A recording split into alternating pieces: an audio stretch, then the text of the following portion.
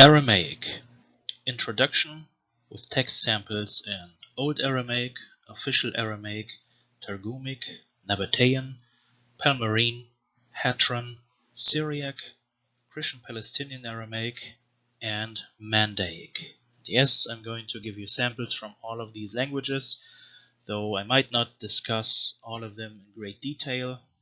But yeah, this is one of the reasons why it took me quite a while to make this video, or at least it took me a lot of time to make the slides, because Aramaic is very diverse and I wanted to include a large selection of historical Aramaic varieties.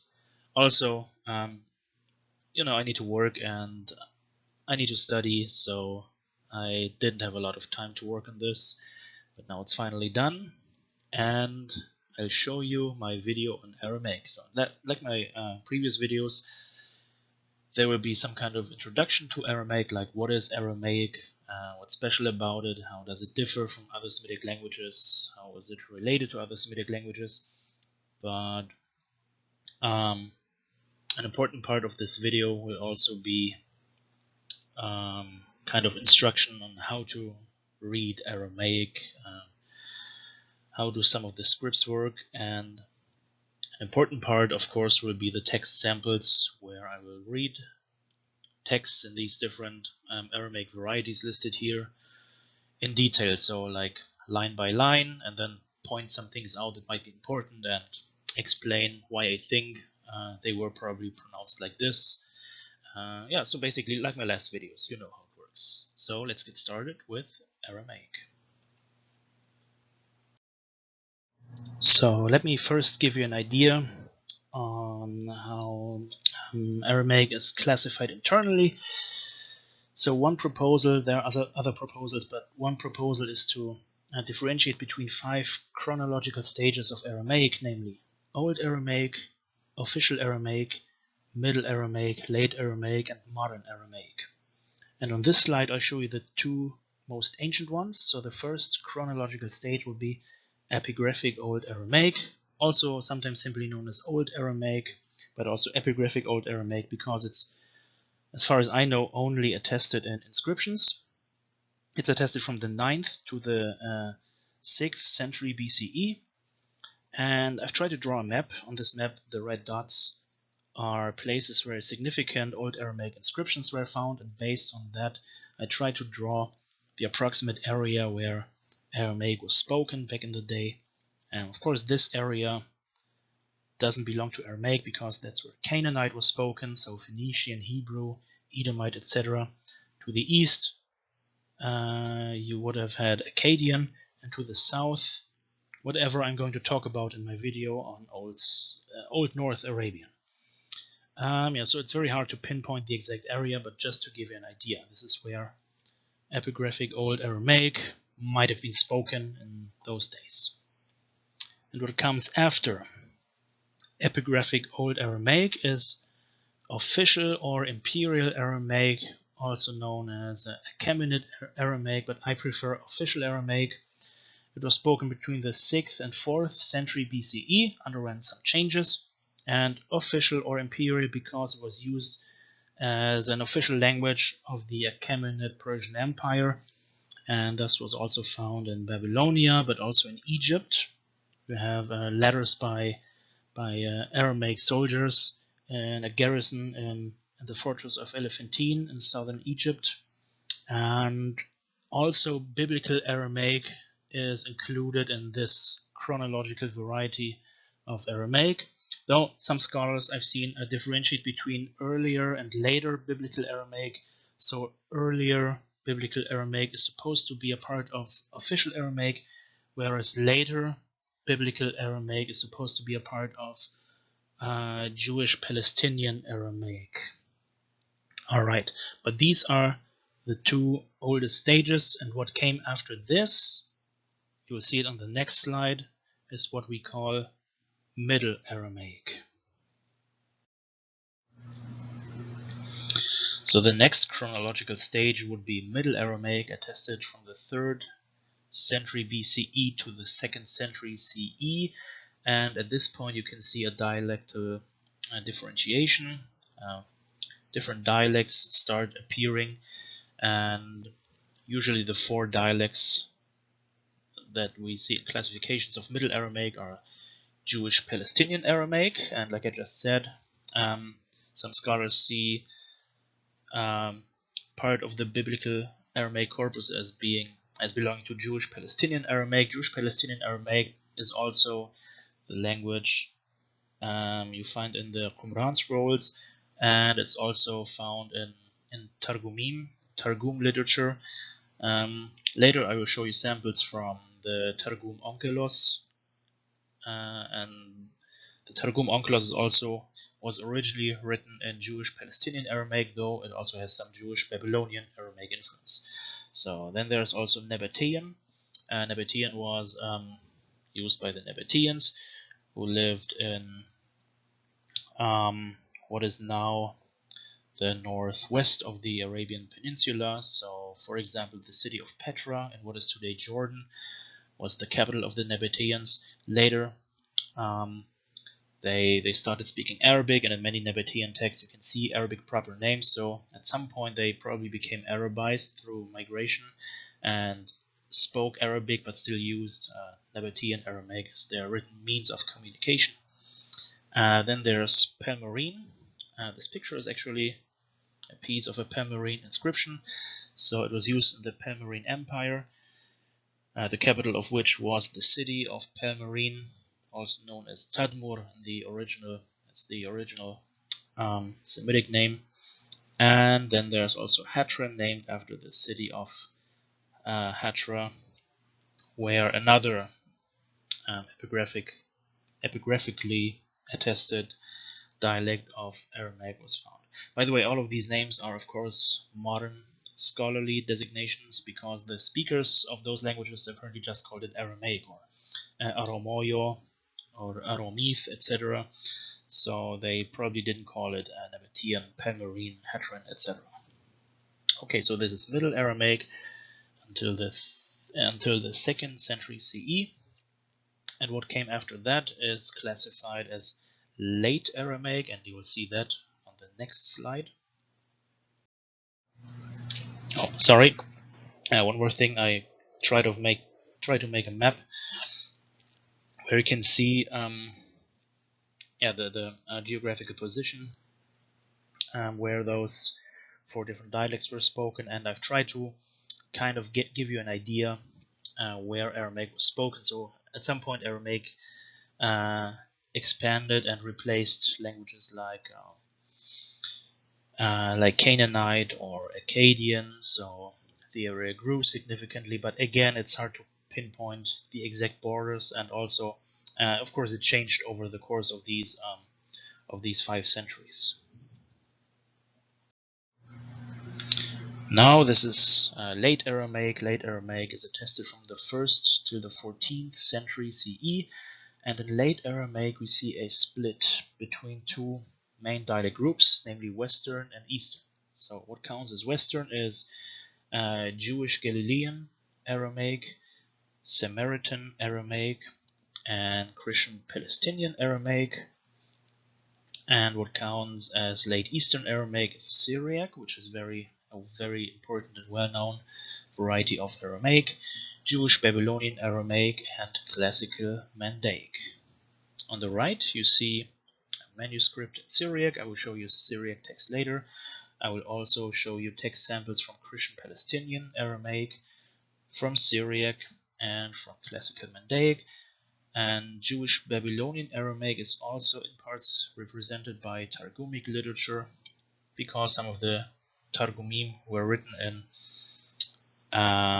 Jewish Palestinian Aramaic, but then redacted and edited in Babylonia. And so, yeah, some of them, like the Targum Onkelos, are a mix of 2 different varieties.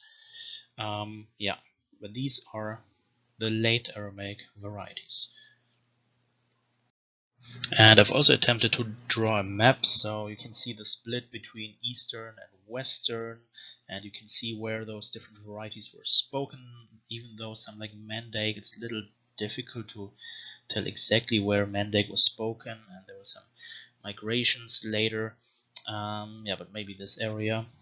And yeah, I think in the south the area shrank a little because Arabic was expanding, and of course from the like 7th, 8th century on, Arabic was significantly expanding, and at some point all these areas began becoming Arabic speaking. So first of all, Arabic of course became the official language, and there was a diglossia for some time. So Aramaic continued to be an important spoken language in the Islamic Caliphate, but then declined, and today only a small portion of these areas is still speaking Aramaic. Okay, probably the area to the north was probably at the beginning a little more extended, because you will see on the next map what I'm talking about.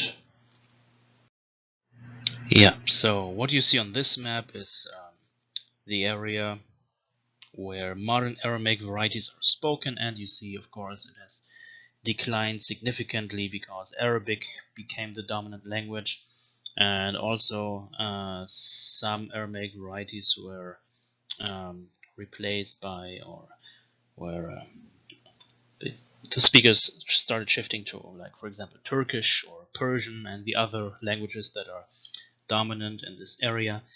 So modern Aramaic is usually classified as they're usually like 3 different dialect groups. The first group is modern Western Aramaic, which is actually just a single language. You see it here. I just put a yellow dot there, modern Western Aramaic. So it's only spoken in one Syrian town, Ma'alula, and 2 neighboring villages, Jub'adin and Baqa. And yeah, it's all that remains of Western Aramaic dialects like Christian Palestinian Aramaic. And the people speaking this Aramaic variety, I think at least in the town of Ma'alula, half of the population is Muslim, the other half is Christian. And as far as I know, this is the only modern Aramaic variety that is spoken by Muslims as well, because the others, I think, are only spoken by Christians and by Jewish populations, and also the Mandaians. So modern Western Aramaic. Then there's modern Central Aramaic, of which I think just these 2 varieties are known. Turuyo, spoken here in this area in southern Turkey, known as Tur Abdin, and also Mlahso, which was spoken further to the north, but I think it's believed to be extinct at least since a couple of decades. Okay, so these 2 count as Central Aramaic, Turoyo and Mlahso. And then there are, you see, this is the largest area of modern Aramaic, modern Eastern Aramaic varieties, also known as Nena, Northeastern Neo-Aramaic, and there are over 100 dialects, different Aramaic dialects spoken today. Yeah, you can see them in these areas. So this is an area of Aramaic speakers that is shared between the modern nations of Syria, Turkey, Iraq, and Iran. Okay, so that is modern Aramaic, but you know my channel is not called Modern Semitic, it's called Ancient Semitic, so I will focus on the historical varieties of Aramaic, because the modern ones, I mean, they're still native speakers, you can watch their videos and hear their recordings, and me, as an academic, as somebody who studied or still studies comparative Semitics, I will tell you a couple of things about the old Semitic languages, and in this video, the old Aramaic varieties, languages, or dialects, however you want to, whatever you want to call them, or however you want to classify them. Alright, so first of all, same thing I did in my past videos, so the internal classification within Semitic. What is Aramaic? Aramaic belongs to the Northwest Semitic branch, which means it belongs to the same branch of Semitic languages. The same branch where we also find Canaanite, which you saw in my last video, so Hebrew, Phoenician, Edomite, Moabite, etc. And also Ugaritic belongs to this branch of Northwest Semitic. So what are some distinctive features of Northwest Semitic? You've seen them in the last videos because, yeah, I've explained Old Semitic before, but again, so one feature is that in nominal and verbal roots, we see a shift from wa to ya, for example, in Aramaic. So this is supposed to be some kind of proto, let's say proto-Northwest Semitic, or maybe still Old Aramaic. We see the verb yalad, and here in brackets I say Aramaic, and if I say Aramaic in brackets in these examples, I usually took examples from Targumic Aramaic, from the Targum Onkelos. In Aramaic we have yelid, which means to give birth or to beget. Whereas in Arabic, for example, you have walada with a waw in the beginning, walada. Or in Ge'ez you say walada. Okay? Another example, the noun, let's say in Proto-Northwest Semitic, yarch, Aramaic yarah, moon or month, which, for example, in Sabaic would be warch, same in Akkadian, also with a waw as the first root consonant. And one other typical Northwest Semitic feature are the plurals of the fa'aluna pattern or qataluna pattern, or whatever you want to call it. So with an external plural ending, and the important thing is, let me mark it. The important thing is this inserted vowel, which we usually don't find in the singular forms. So you find this a lot in the so-called segolets. Let me give you an example. So for example, kings in Proto-Northwest Semitic is reconstructed as malakuna, and we don't find this a in the word for king, which would just be malk. Okay, but we see this vowel in Hebrew quite regularly, so malachim, even though the singular form is malk. At least if you add suffixes, that is when you see the original form, like malki, my king. Okay, without endings you say melech, but there are some sound changes that have taken place. And also in Aramaic, though in Aramaic it is not as consistent, and sometimes it seems like the plural is modeled after the singular, but still in Aramaic you see some of the forms where there's a vowel between the second and third root letter, often reduced to a kind of schwa vowel. So in Targumic Aramaic this would be malechin, kings. Okay, even though king is just melech or malka with the emphatic ending that I'll talk about in a minute. Okay, so this is quite typical for Northwest Semitic. Whereas in other varieties of Semitic, you have things like in Arabic, for example, you have very often you have these broken plurals, so like Malik, Muluk, Kalb, Kilab, etc. So these different patterns, and we don't find them in Northwest Semitic. Alright, so these are just a couple of features. There is more, so see the next slide. Yeah, on this slide now we see some features that are specific to Aramaic, and we don't find these in Canaanite, for example. So one of the things is a sound change of Proto-Semitic interdental fricatives. So the, and let me pronounce it tha. So this is equivalent to Arabic tha. It was probably some kind of ejective in Proto-Semitic, but let's not worry about that too much. And these became plain stops, da, ta, and pa, at least in post-Old Aramaic. So this means from official Aramaic on, you still find these in Old Aramaic, because Old Aramaic, interestingly, seems like it had retained the complete Proto-Semitic consonant inventory, and some mergers took place later, after Old Aramaic. Okay, some examples. So, for example, Proto-Semitic, you have dhahab for gold, and you still have that, for example, in Arabic dhahab, and in Targumic Aramaic you find dahav or dahau. Okay, I should pronounce it dahau, so don't be surprised. The important thing is that became da, and it didn't become z as in Canaanite, for example, where you have, I think in Hebrew it's zahav. Okay. Another example, the number 3, thalath, which you still find in Arabic, for example, you still say thalath in Arabic, and in Canaanite you would say shalosh, but in Aramaic it's telath. Okay, the second th is retained because the sound was retained after vowels and it became an allophone of the t. So the t or tau has two different pronunciations, t and th, but these are basically the same phoneme. So in Targumic Aramaic you say telath. So th became t, but it stayed th after vowels. I'll take about this later. One other feature, one morphological feature is the nominal inflection. And in the nominal inflection, there are at least two features that are specific to Aramaic. So first of all, there are usually three different states of the noun. So the first one would be, let me write it down, the absolute state, so like the normal state of the noun. So like Melech in Hebrew, Malik in Arabic, though in classical Arabic this can have tanween, so Malikun, okay, the absolute state. And here we have the masculine singular, so king, Melech, the masculine plural, kings, Malechin, and we have the feminine singular, Malka.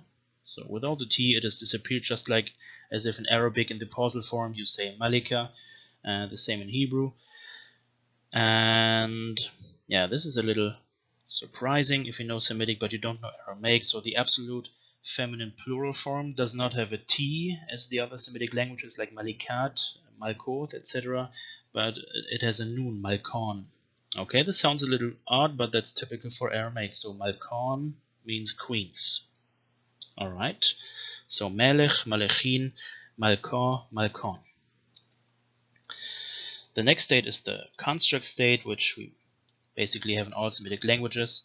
So like if you connect it to a following noun and they have a genitive kind of relationship, so you want to say the king of something, the king of the Nabataeans, Melech, Nautoi.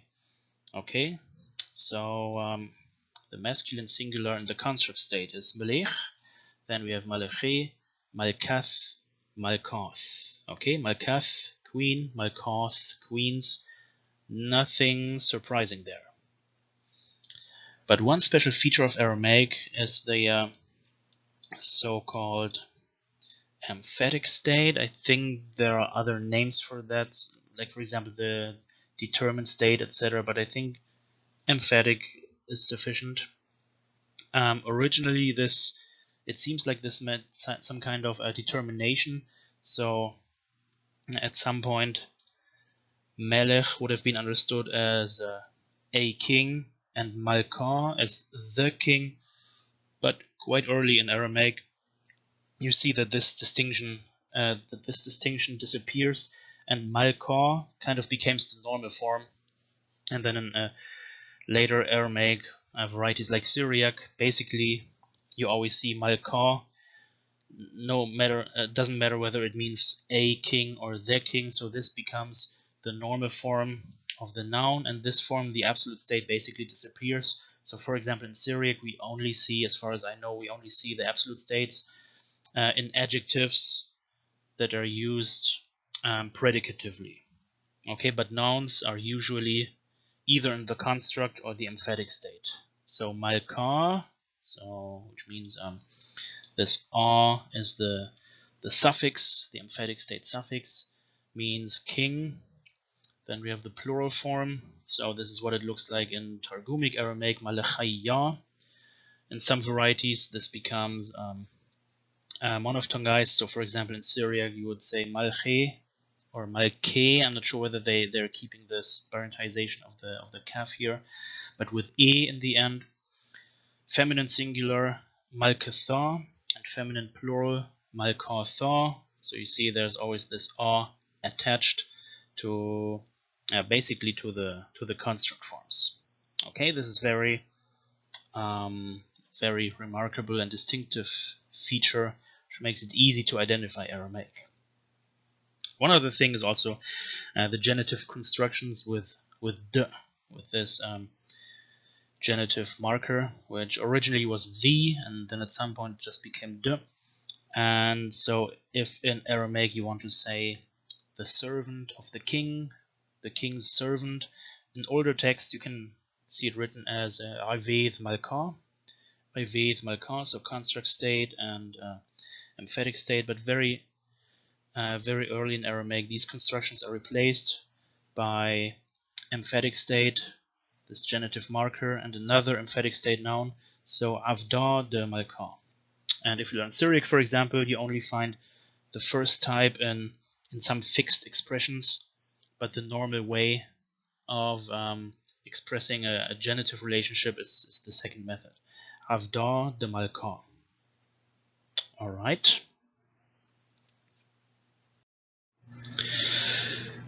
And one other feature are the verb stems. I like the Aramaic verbal stem system. It's very seems very simplistic. So there is no end stems, no infa'ala or nif'il or nif'al or whatever you want to call it.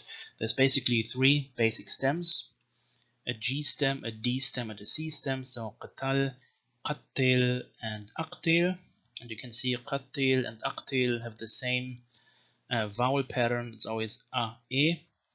This is in contrast to, for example, Canaanite, where it's more like an E kind of pattern. So in Hebrew, for example, you would say Pi'il or Qitil and Hiqtil, Qitil and Hiqtil, but in Aramaic, those two stems have this A-E pattern, Qatil and Aqtil. So these are three basic stems, and each of them has a T stem, so with a T prefix. So the Qatal stem is a GT stem, Ithqatil, and for Qattil we have the counterpart Ithqattal, and for Aqtil we have the counterpart Ittaqtal. So with assimilation, the original form would have been Ithaqtal, but it's Ittaqtal. So again, these are forms from Targumic Aramaic. I'm using Targumic Aramaic examples because the language is comparably old, but we have the vowels attested. So for like Old Aramaic, we need to kind of guess the vowels as an educated guessing, and Syriac is a little too recent, and there's a lot of funny stuff going on in Syriac, so that's why I chose Targumic for these examples. Now I slowly want to get to business, which means actually reading stuff in Aramaic, and of course we'll start with Old Aramaic. So how to read Old Aramaic. So what you can see here are the first couple of letters. So it'll be 2 slides of the alphabet, and the first couple of letters of the Old Aramaic alphabet, or the Old Aramaic abjad. And yeah, the Aramaeans didn't invent their own alphabet. They used the Phoenician alphabet, and there's one problem concerning the Phoenician alphabet. Phoenician had a smaller consonant inventory in comparison to Aramaic, because as I mentioned before, it seems like Old Aramaic still had the full Proto-Semitic consonant inventory. The mergers that led to a reduced consonant inventory started later. So the speakers of Aramaic needed to use some letters, some of those Phoenician letters, to express several different sounds. After I show you the alphabet, I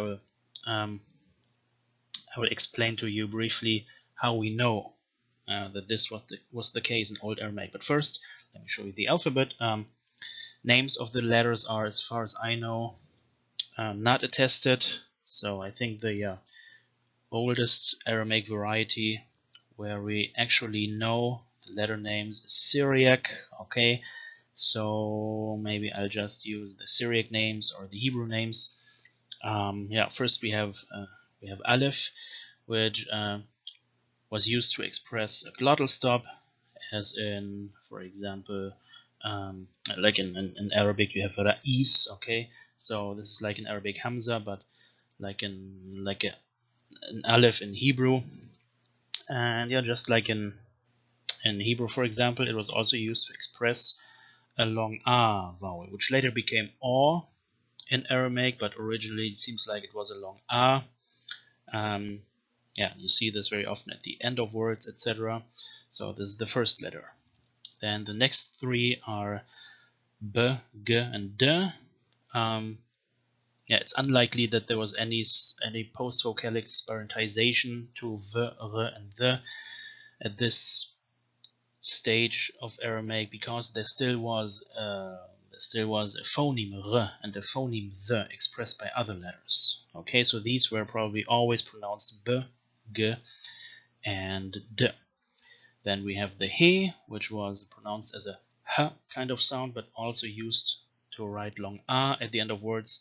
Then we have wow, which was just like wow in many modern Semitic languages, and also in many other old varieties of Aramaic. So it was used as a consonant w, but also as a vowel letter to express long u. Next is the Zain or Zai or Zin, or whatever you want to call it. Now it becomes interesting. This one represented two separate consonantal phonemes, namely z and the interdental the.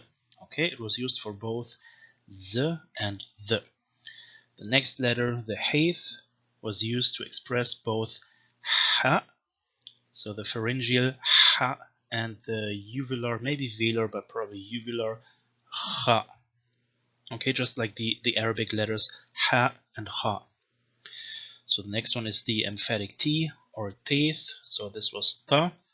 And yeah, it's also possible that emphatics were ejectives in Old Aramaic. Can't exactly tell from the nature of the script, so maybe it was ta, te.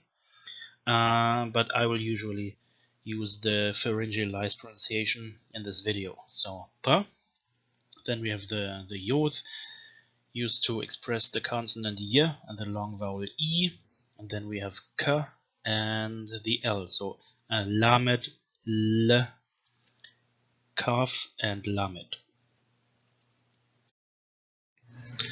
Good. Here we have the rest of the Old Aramaic alphabet. The first two are not really spectacular. So this is M and this is N, Mem and Nun.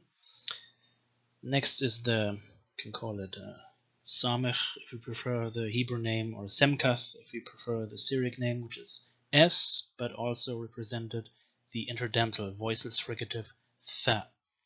So it was both S and Tha. Next is the Ayin or Ay, which also represented Rayin. So if you compare it to Arabic, this would be Ayin and Rain. And we see also that both sounds were represented by the same letter in, for example, in pre-Tiberian Hebrew. Okay, next is P. Next letter is the Saudi, which represented both Sa but also Tha. So the sound which is equivalent to, for example, to Arabic Tha. But in Old Aramaic, they're probably both voiceless, so Sa and Tha. Next one is the Quf, which also represented the sound that is equivalent to the Arabic Dad, which was originally a lateral sound, so an emphatic lateral sound, emphatic lateral fricative, so some kind of ja or sha, or something like that. Yeah, and the letter Quf in Old Aramaic apparently represented both sounds. Then we have the Resh, the R, the trill, and we have Sheen, which apparently stood for three different sounds, namely Sha, Sha, so the lateral version of that, Sha, and the interdental Tha. So it seems like to write Tha, you could use both Sheen or Semkath. It was probably had to do with the preference of the writer, whatever he used. And the final letter is simply the ta, the tau. Then there's a dot, which is a word divider.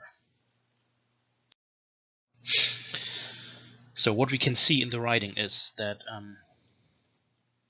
the Proto-Semitic Tha, the Proto-Semitic interdental, was represented by Sheen, by the letter Sheen in Old Aramaic, and then in So LA here is supposed to mean later Aramaic, so from official Aramaic on and everything that follows, we see it represented by ta. So you might think, okay, so Proto-Semitic tha became sha in Old Aramaic and then became ta. And there are at least two reasons why this cannot be. The first reason is simply that it's unlikely. So sound changes from tha to sha or any other kind of sibilant, we find that quite often around the world. Sound changes from tha to ta, we find that quite often. So like a desparentization. But sound changes from a non-interdental sibilant sha to ta seem to be quite rare. It's unlikely. But the most important argument against this is if tha had become sheen in Old Aramaic, it would have merged with the sheen that already existed. So later it became ta, and if this merger had taken place first, then all sheens would have become ta, and instead of shlama for peace, you would say tlama for peace in later Aramaic, and you don't say that. So they remained separate. Okay. So only those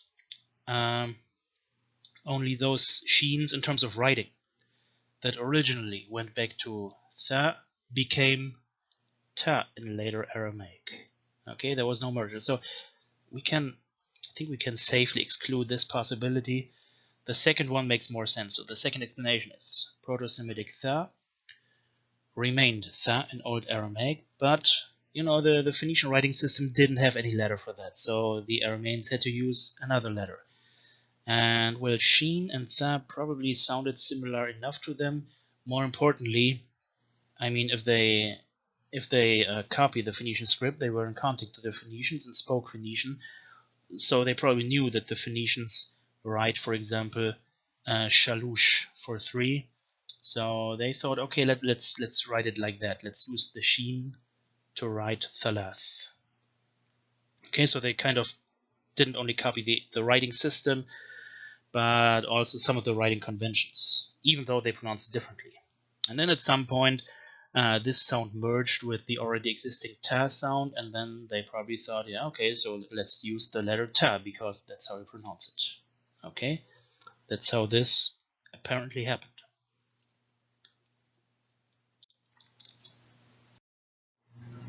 And there's a couple of other Aramaic sound changes that basically the same thing happened. So for example, we have Proto-Semitic tha, which was retained in Old Aramaic, but based on the Canaanite writing conventions was written with a zai, but then in later Aramaic it became da. And yeah, we've talked about the tha to ta thing, and we have the emphatic interdental va, which was written with sadi, and at some point it became ta and was written accordingly. And also the emphatic lateral fricative, or the emphatic lateral, probably something like sha, was written with qaf for some reason, but then later it became ayn kind of sound, and they used the letter ayn. So for earth, which would be ard in Arabic, or eros in Hebrew, you have, for example, ara'a in Syriac and in Targumic Aramaic. And as far as I know, it was also sometimes represented as ayn in Old Aramaic. So either this sound change took place pretty early, or the sound was also somewhat similar to their ears to ayn. So maybe the different Aramaic scribes or Aramaean scribes weren't sure whether to use qaf or ayn to write the sound. Okay, yeah, so these are some of the sound changes and some of the ideas why we think that Old Aramaic had that kind of consonant inventory. So yeah, let's read the text. It's a short text. It's just the first 5 lines or so of an inscription of a bilingual Aramaic and I think Akkadian inscription, though I didn't include the Akkadian because there's another video on Akkadian that I've made. So it's just a short sample, and I didn't want to include the whole inscription because it would take forever, but just to give you an idea what Old Aramaic looked like and what it probably sounded like. Alright, so what we see here. The first line, and this is how I usually present text in this video. So the first line is the writing in a Unicode font I'm using, so Noto Sans Old Aramaic, I think it's called. It's from this Noto font family by Google. Yeah, here you can see the writing with the word dividers, and you can see the first word. Dolath, Mem, Wow, Tau, and Olaf. Okay, and here you can see the transliteration, DMWT, and this apostrophe kind of sign that is usually used for Aleph, and the dot for the word divider. The next line is my attempt of vocalization. So the first one would be Damuta, which is statue. And then here we have an English translation. So the English translation is usually based on what I found in the publishings of these inscriptions. Sometimes I've changed the translations a little, adding my own ideas, but usually it's based on the work of people who have published these inscriptions. Yeah, so the first word, Damuta, statue. The second one is written Z, but it was probably pronounced the. This is like the genitive connector. The next word is a proper name, Hadiyas'i. Then again we have the. The next word starts with Sheen, but based on comparative Semitics, it must have been a lateral fricative, so Sham. Then we have Qadam and Hadad Sikan, another proper name. So the first line reads, Damuta dhi had yas'i, dhi Sham, Qadam, Hadad Sikan. So the statue of Had Yas'i, which was erected before Hadad of Sikan. You might know Hadad from Akkadian. This is a god, and in Akkadian he's called Adad. And Sikan is a place.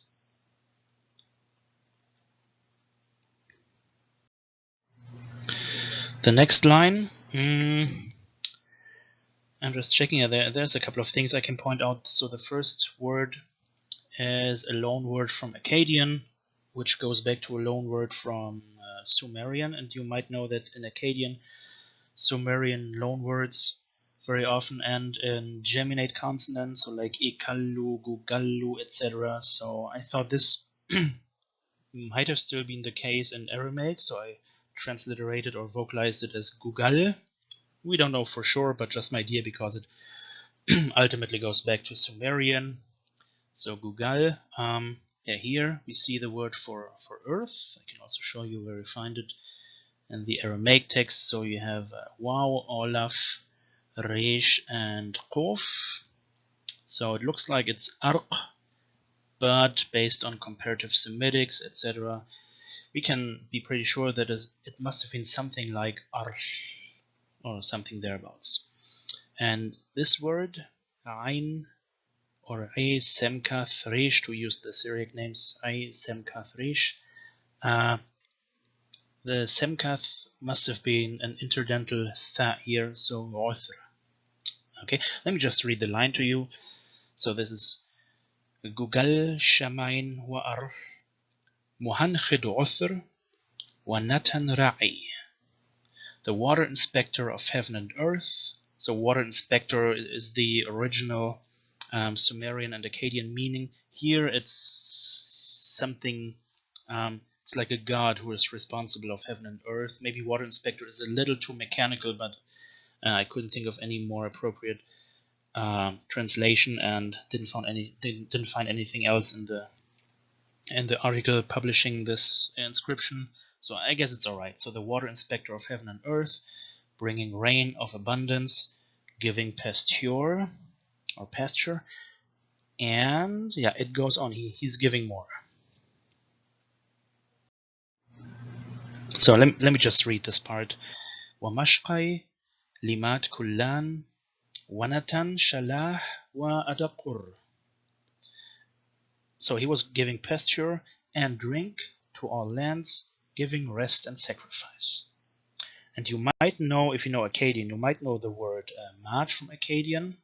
Matu, matum, land, okay, and kullan, kul, with the feminine ending because mat is feminine.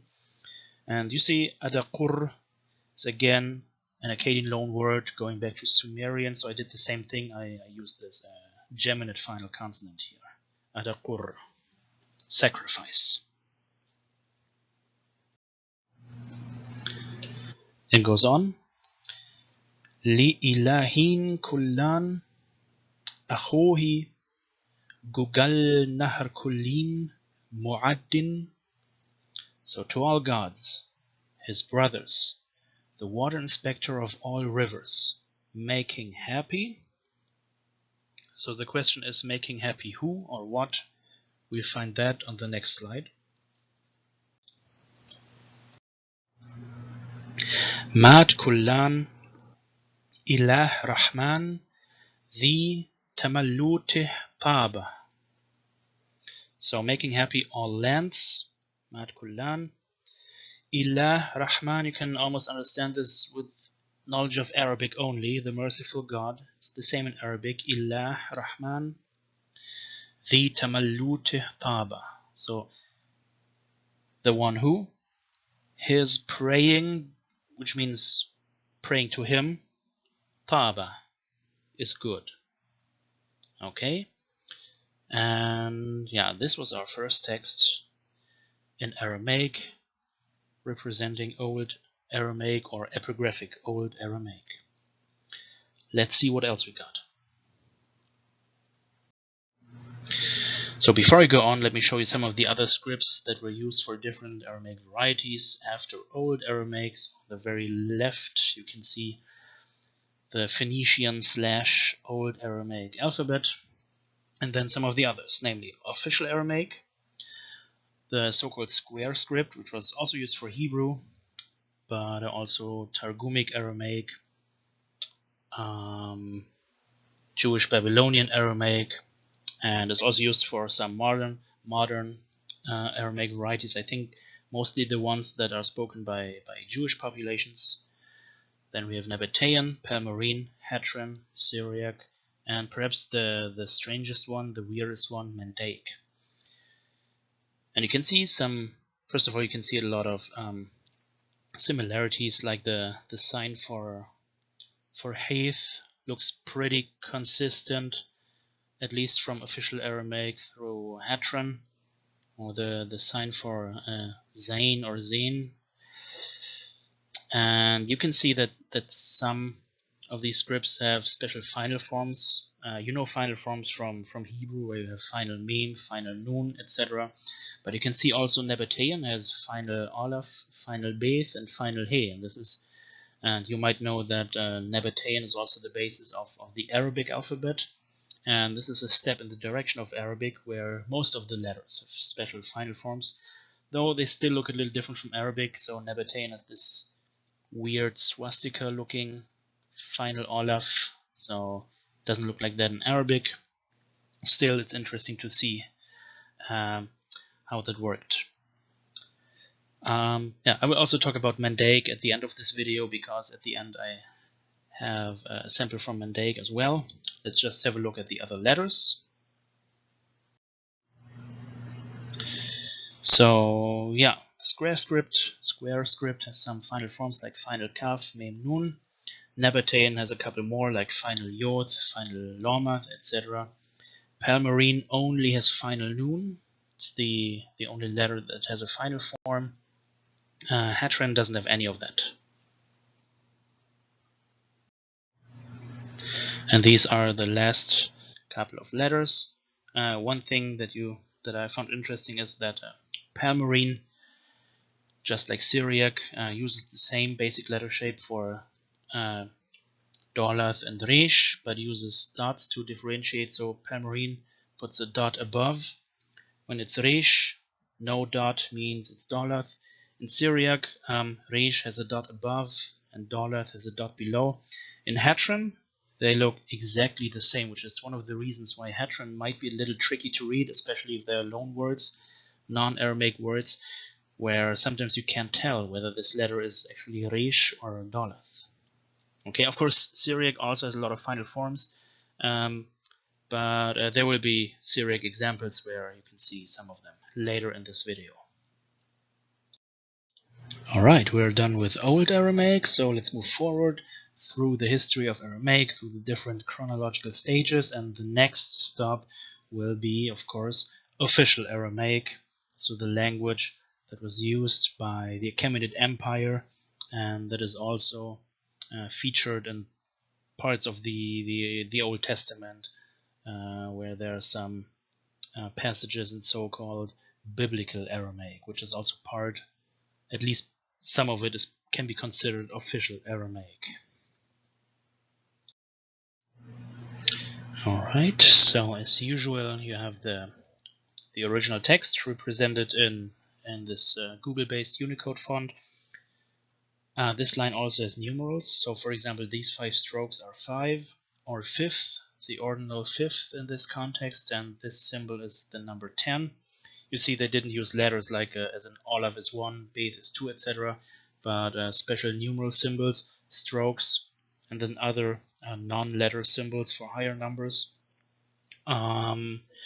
Concerning phonology or pronunciation, sorry, it seems like at this stage Aramaic still had the ha sounds and the lateral fricative. So I would say Chamishaya instead of Hamishaya. And it seems like at this point the merger between da and the and between ta and the had already started, but it also seems like it was incomplete. You can see examples in the following lines. But so for year, I would say it was maybe probably already spirantized as Shenath and not Shenat. Okay, let me just read this first line to you slowly. Be-chamishaya lemarchashwan Shenath Ashiraya Artaxerxes Malka. So on Marchashwan the 5th, in the 10th year of Artaxerxes, the Persian king. Alright, this is the first line. Second line, and before I read, there will be some loanwords and foreign names in this inscription, some Persian loanwords, some loanwords where the origin isn't really known, and also some loanwords from Anatolian languages like Luwian. So for example, we have the name Sardis, but in Luwian it's Sfard. The Aramaeans used the letter P to write it, but they probably knew how to pronounce it properly, so I just assumed that the P here is supposed to be representing F, Sephard. Okay, and then we have Stuna, which is also attested in Persian, I think, for steel, and Derachta, I think, is of possible Persian origin, though it's a little obscure. So this line is probably supposed to be read Besefard Birta, Vena Stuna, Weme'aritha Derachta. And here I just assumed that this change from the and the being phonemes to being allophones in complementary distribution was probably not fully completed, because we see the na still written with z, so this might hint at the pronunciation still being the na. Later it would be the na in later forms of Aramaic. Or maybe this is also just a conservatism in writing. We can't say for sure. So yeah, I just had to make a decision, and I think this sounds nice. Besefar Birta, the Nastuna, Ume'aritha Derachta. The fortress Sardis, the steel, and the tomb cavern. Let's see what the next line says. And in this line there are also 2 Persian loanwords, and based on the Persian phonology, I assumed that the Bet or Beth representing these loanwords was probably pronounced as V, because that's the Persian form of that word, apparently. Okay, I don't know Persian well, but I looked it up. So it seems like this is supposed to be Parvar, or maybe Parvor in Persian. So, yeah, let me just read. Atharta وبرفار ذي على سفرد ذنا برفاره آخر. So the fire pillar, it's not sure whether this is a correct translation or what this meant. And the forecourt, which is above Sardis. This is the forecourt of the descendants. So, Atharta وبرفار ذي على سفرد ذنا برفاره آخر. Next line. I think I can just read it without explanations. The mani barkumli sirukaya waman the alstuna dana au, so of Mani, son of Kumli, of Siruk, and whoever seizes from this steel or. So it's going on, there's au, there's or, so something else is coming. And you can see bar, you already see the typical Aramaic word for son in official Aramaic. So it goes back very far in time. So we had or, and it goes on معرثة أو لدرختة لقبل ذي برفار لمعرثة. The cavern or the pillar opposite the forecourt of this cavern.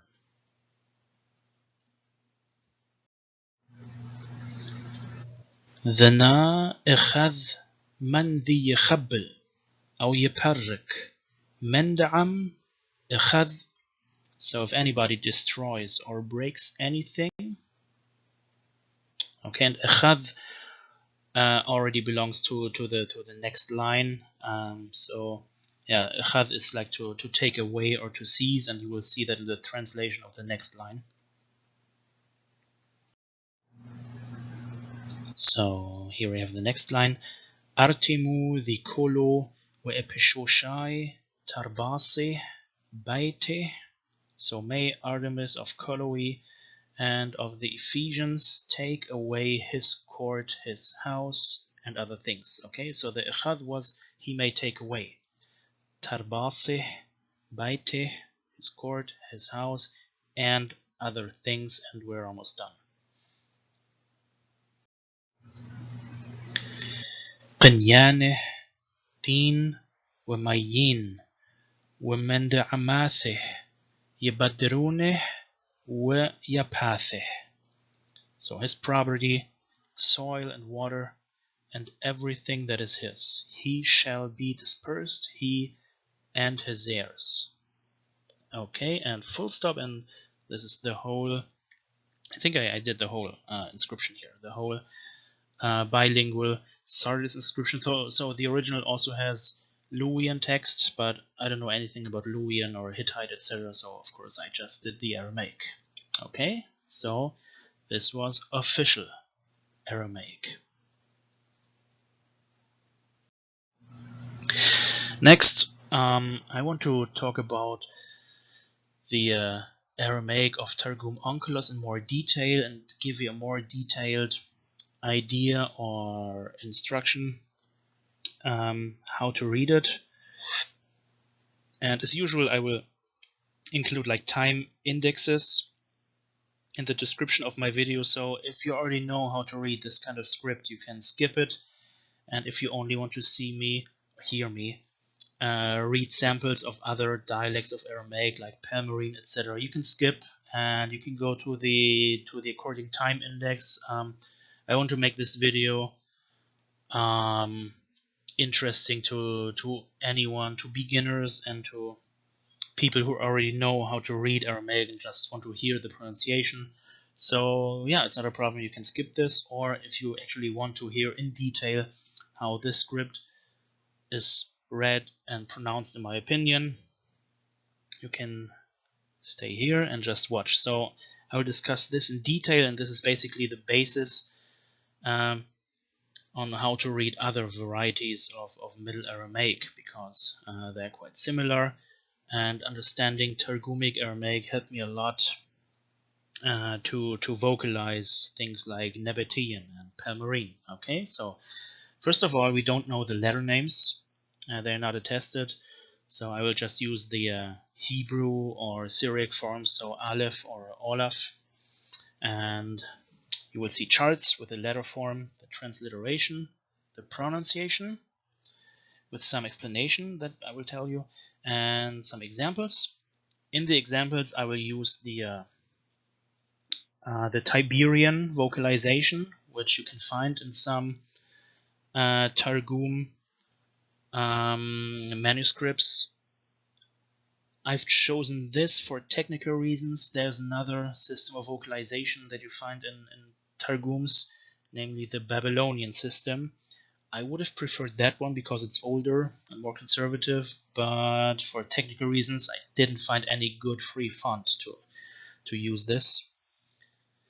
So I'll use, like I said, for technical reasons, the Tiberian vocalization, but I will give you info on the Babylonian vocalization, because even some words are vocalized differently in both systems. Okay, but a lot of them are basically vocalized the same, just the signs look different. Yeah, so the first letter is the Olaf, and it usually represents a glottal stop, though in both languages that form the basis of the Targums, namely Jewish Palestinian Aramaic and Jewish Babylonian Aramaic, the glottal stops seems to be quite weak and seems to disappear, just like in Syriac, where it's lost its value at all.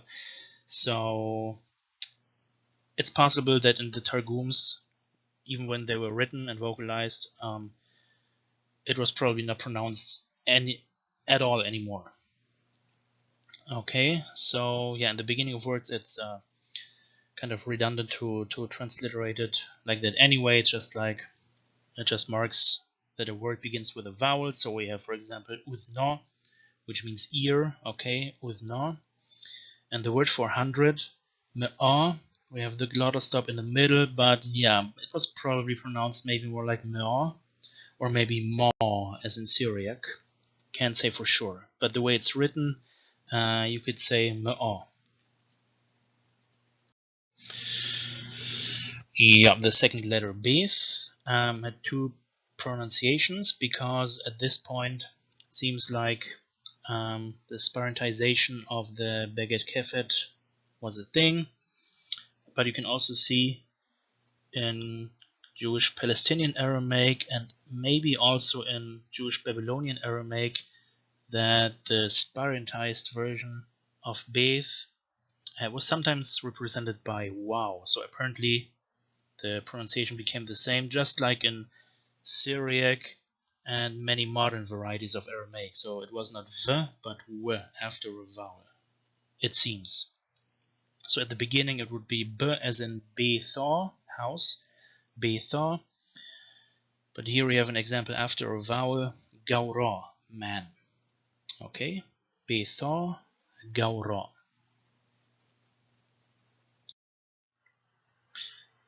So what we have here is the letter Gimel or Gomal, and just like in Biblical Hebrew, for example, it has two different manners of pronunciation: a stop, g, and a fricative kind of sound post after vowels, either g or r. So yeah, something thereabouts. And to give you some examples, there's gamlo, which is camel. So we've got the stop, the plosive sound at the beginning of the word, gamlo, and here we have the fricative version, rughza, with a r sound, rughza. The next is the daleth or dolath. Again, two pronunciations, the stop, d, and post-vocalic the, as in dahwa. So here it is d, dahwa, but after a vowel, more like hadh, hadh. So gold, dahwa means gold, and hadh means one, hadh.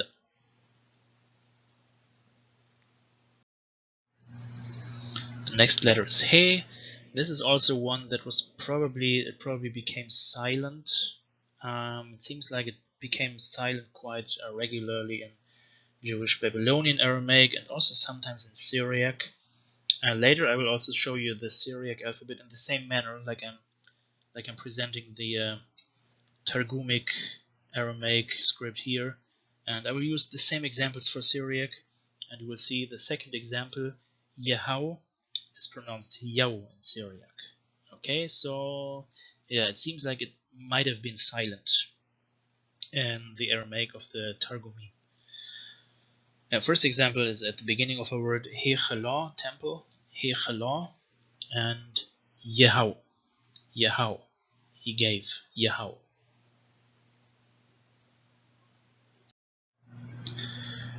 Next letter is Waw, which is just a W, as in Woi.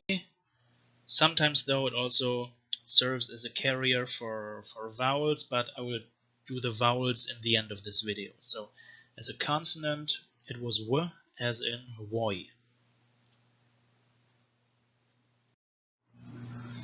The next is, whatever you want to call it, Zayin or Zain, as in Za'ir. Za'ir.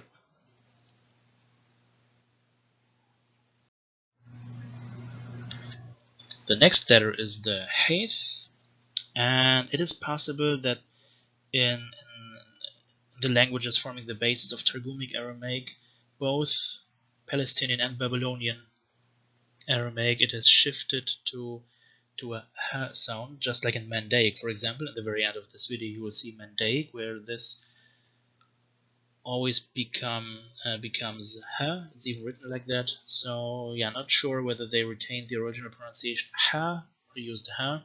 In some cases, it may have even become silent, especially between vowels. So there's an example here, the word for donkey, Hamara. Hamara. Maybe it was pronounced Hamara. Can't say for sure. In my example text for Targumic Aramaic, I will stick with the more conservative pronunciation and say Hamara.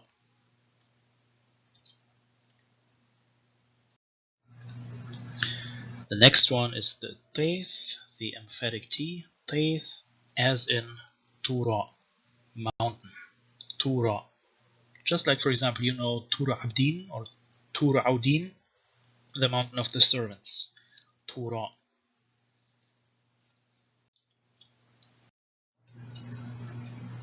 The next letter, just like Waw, can also represent vowels. So here I will just give you the consonant value, which is Y, as in Yada.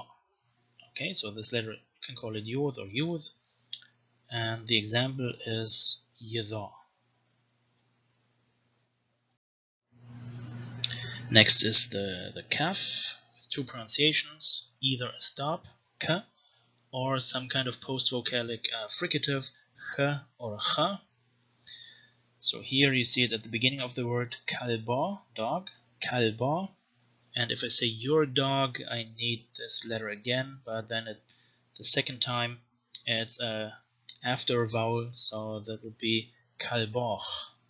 Okay, so we have two kaf in this word, and representing the two different manners of pronunciation. Kalbach, ka and cha.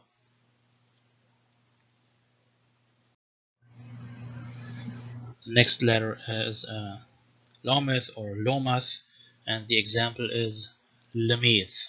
So nothing special about it, it's just like a light L sound. Lemith. The next letter is the Mim, as in Mayin, water. Mayin.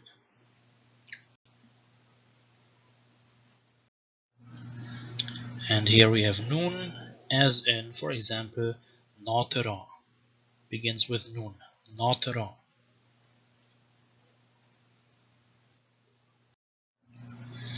The next one is Samech or Semkath, if you want to use the Syriac name. And you see the first example, nothing special, Sa'ara. The second example shows that it is sometimes replaced by the Hebrew letter Sin, which is actually not a letter in Targumic Aramaic, but is still sometimes used, especially if the words are either borrowed from Hebrew, like Hebrew names, or the words have cognates in Hebrew. So the word for 10, Sora, you will sometimes see it written with Semkath, and so you could say that this is the original Aramaic manner of writing it, but sometimes you can see it written with sin, which is influenced by Hebrew orthography. But in both cases you say Asara.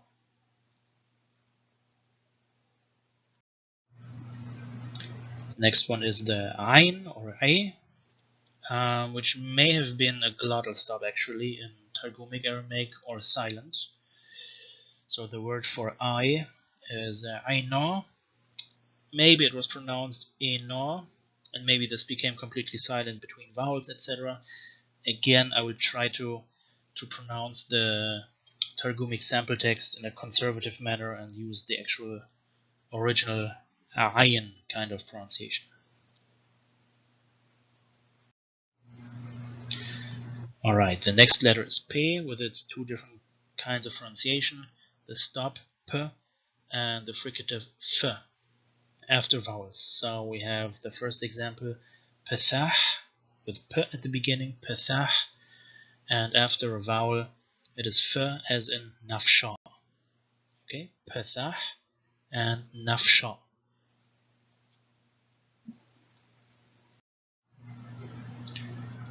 And the next letter is the Sadi, which is an emphatic sibilant, as in Safra.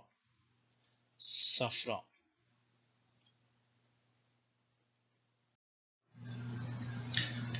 The next letter is the Quf, as in Qadmai, which means first. Qadmai.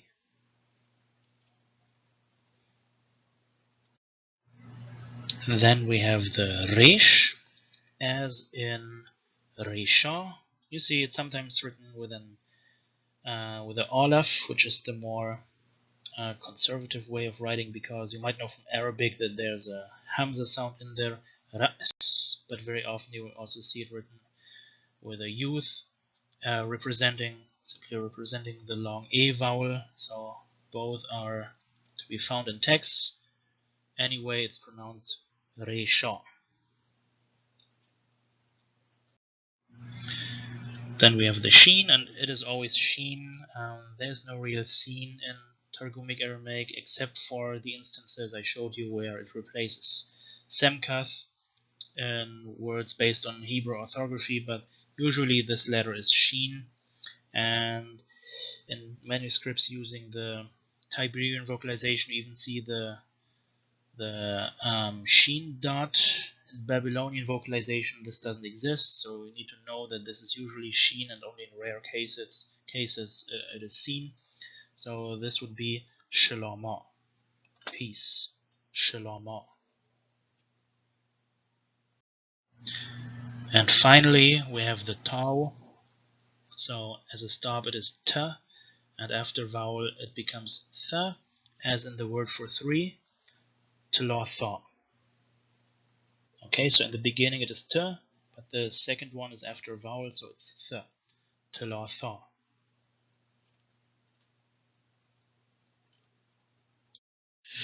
Alright, let me show you vowels, and there are two different vowel systems that were used in the Targums, in the Targumim. And the older system was the so-called Babylonian vowel system, which is older and more conservative, preserves an older vowel inventory. And the more recent one is the Tiberian vowel system. I would have loved to use the Babylonian vowel system, but there's no good free font to use it, so for technical reasons I decided to use the Tiberian vowel system in this video, though after I explain the individual vowel signs I will also show you an overview of the Babylonian vowel system and the differences between the two systems. But to start with the Tiberian vowel systems, the first vowel is this one. I guess you can call it Pathah or Pthaha, or maybe Fatha if you prefer, but it's the sign for the short vowel, for the originally short vowel A. So as in this example, Al.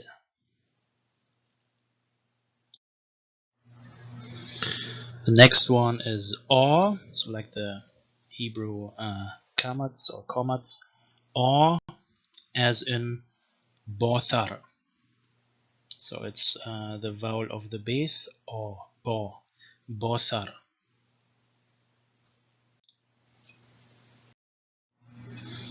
The next one is the vowel sign for e. Sometimes it is accompanied by a yod, like a mater lectionis. So the example would be resha, which I've shown you before. Resha. So the vowel is e.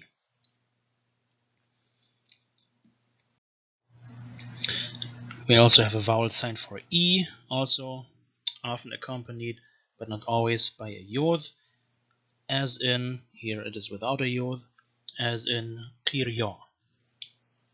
Qirya.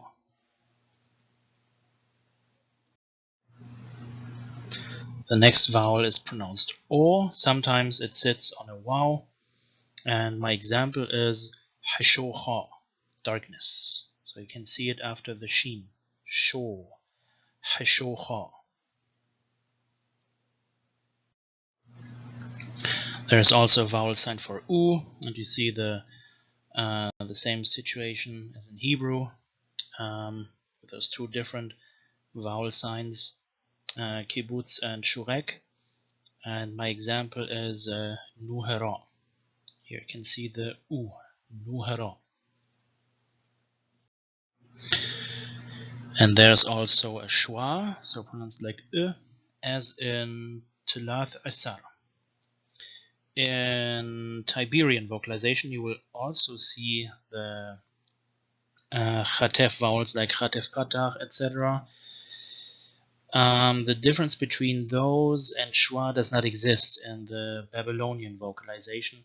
So it seems like in Targumic Aramaic, you always said there's a schwa vowel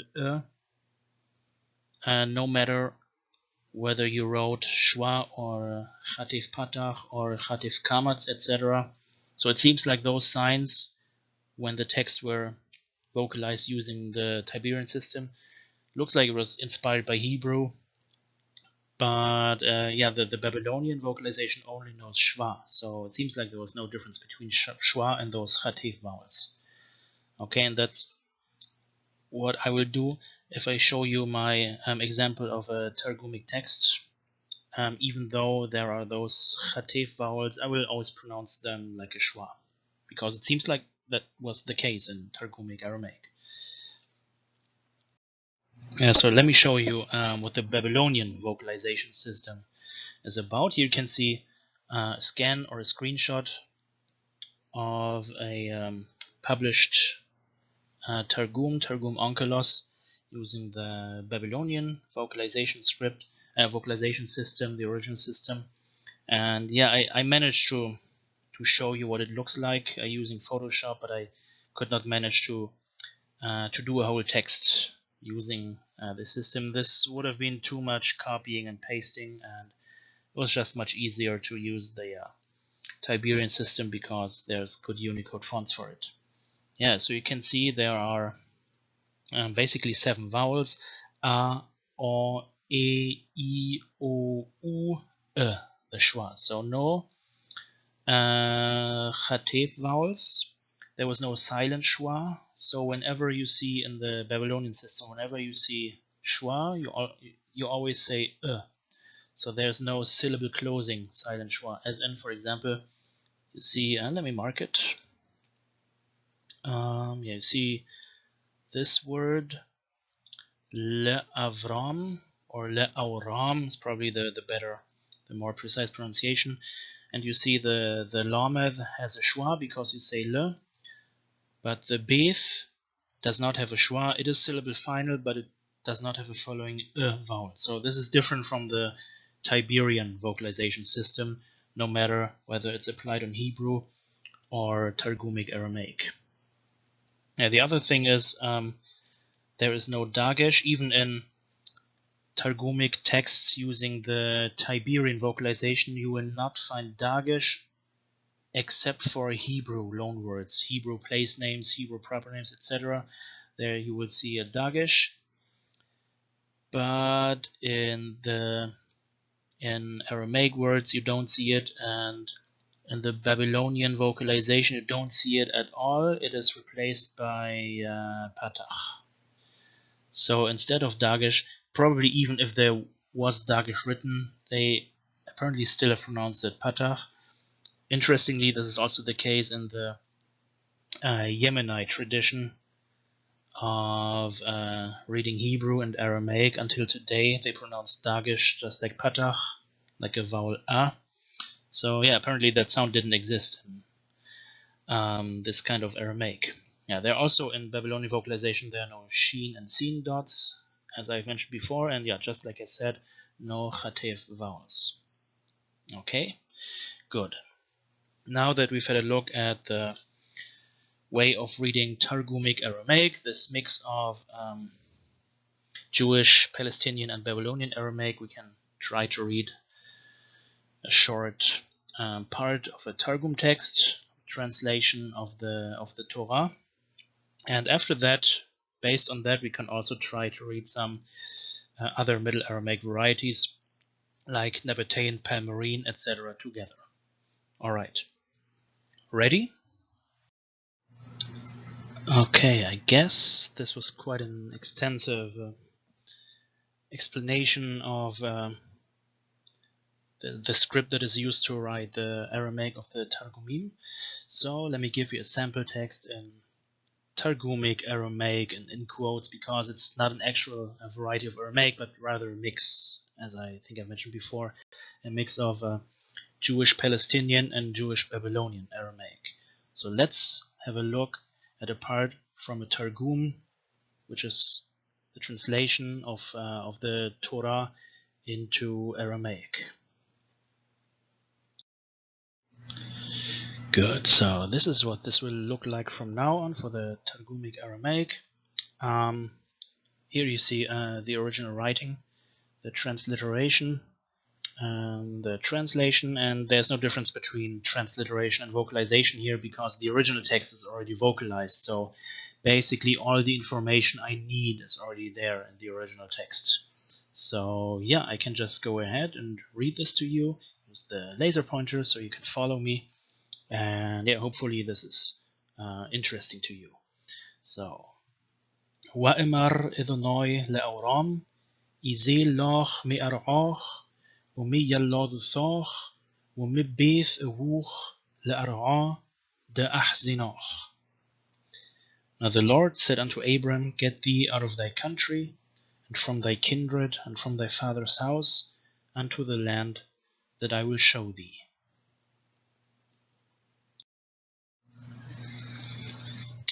Alright, the next line or next verse. وأعبذناخ لعمسجي وأوارخناخ وأربي شماخ وثيه mewarach. And I will make of thee a great nation, and I will bless thee, and make thy name great, and be thou a blessing.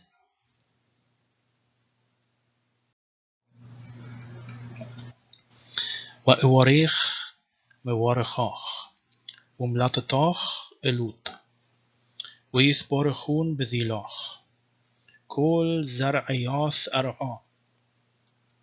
And I will bless them that bless thee, and him that curseth thee will I curse, and in thee shall all the families of the earth be blessed.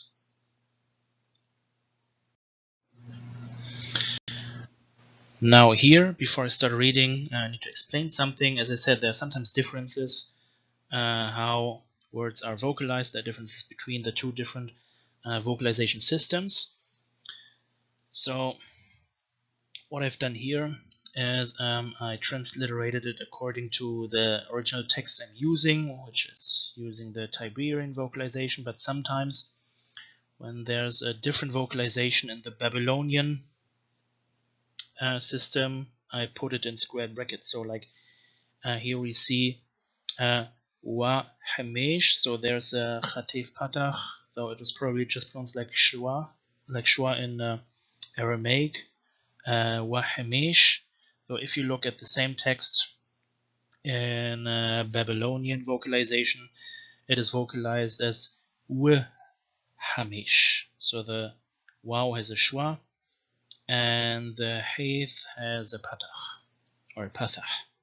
Okay, and in the next few lines there will be more of these instances, and I will read the Babylonian version, the one in square brackets, to give you the more, I think, which I think is more conservative vocalization. Okay, so this line or this verse: وَإِزَّل أَوْرَامْ كَمَا دَمَلِّل عِمِّهِ إِذْنَاي وَإِزَّل عِمِّهِ لوط وأورام بارشوعين وحميش نين بمبقيه محران. So Abram went as the Lord had spoken unto him, and Lot went with him. And Abram was 75 years old when he departed out of Haran, or whatever you pronounce it in English. Haran, I don't know. So Haran in Aramaic.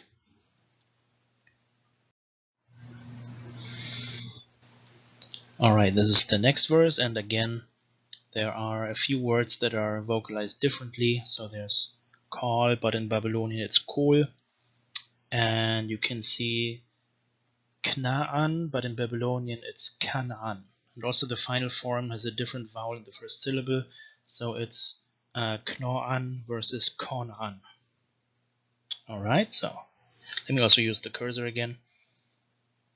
Udwar Auram Yoth Sarai Ittetheh وياث لوط بر إحوه وياث كل قنيانهون ديقنو وياث نفشاثا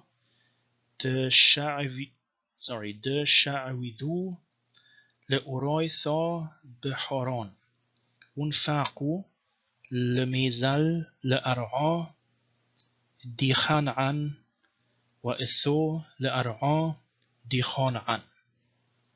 And Abram took Sarai his wife, and Lot his brother's son, and all their substance that they had gathered, and the souls that they had gotten in Haran. And they went forth to go into the land of Canaan, and into the land of Canaan they came.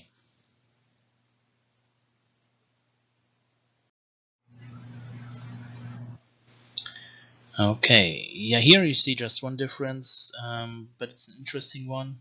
The Tiberian vocalization has Meshar, though, yeah, there it is, Meshar, but the Babylonian vocalization has Meshare, so it would have an E vowel, like a sere, underneath the resh. Okay, and apart from that, yeah, you also have some segols, like in Shechem and Moreh, but in the Babylonian vocalization it's Morah and Shechem, because I guess that's what it's supposed to be pronounced like in Aramaic. So let me read it.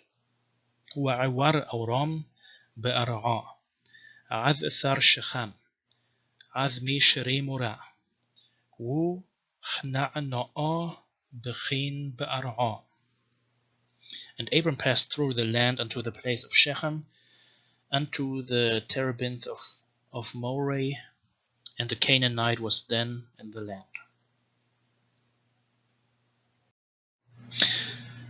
Yeah, and that was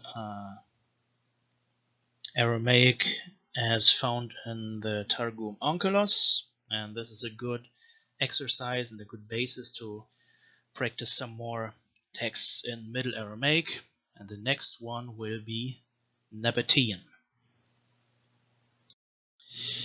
Yeah, okay, so here we see the first line of this Nabataean inscription, an inscription on a tomb, which was found on a tomb.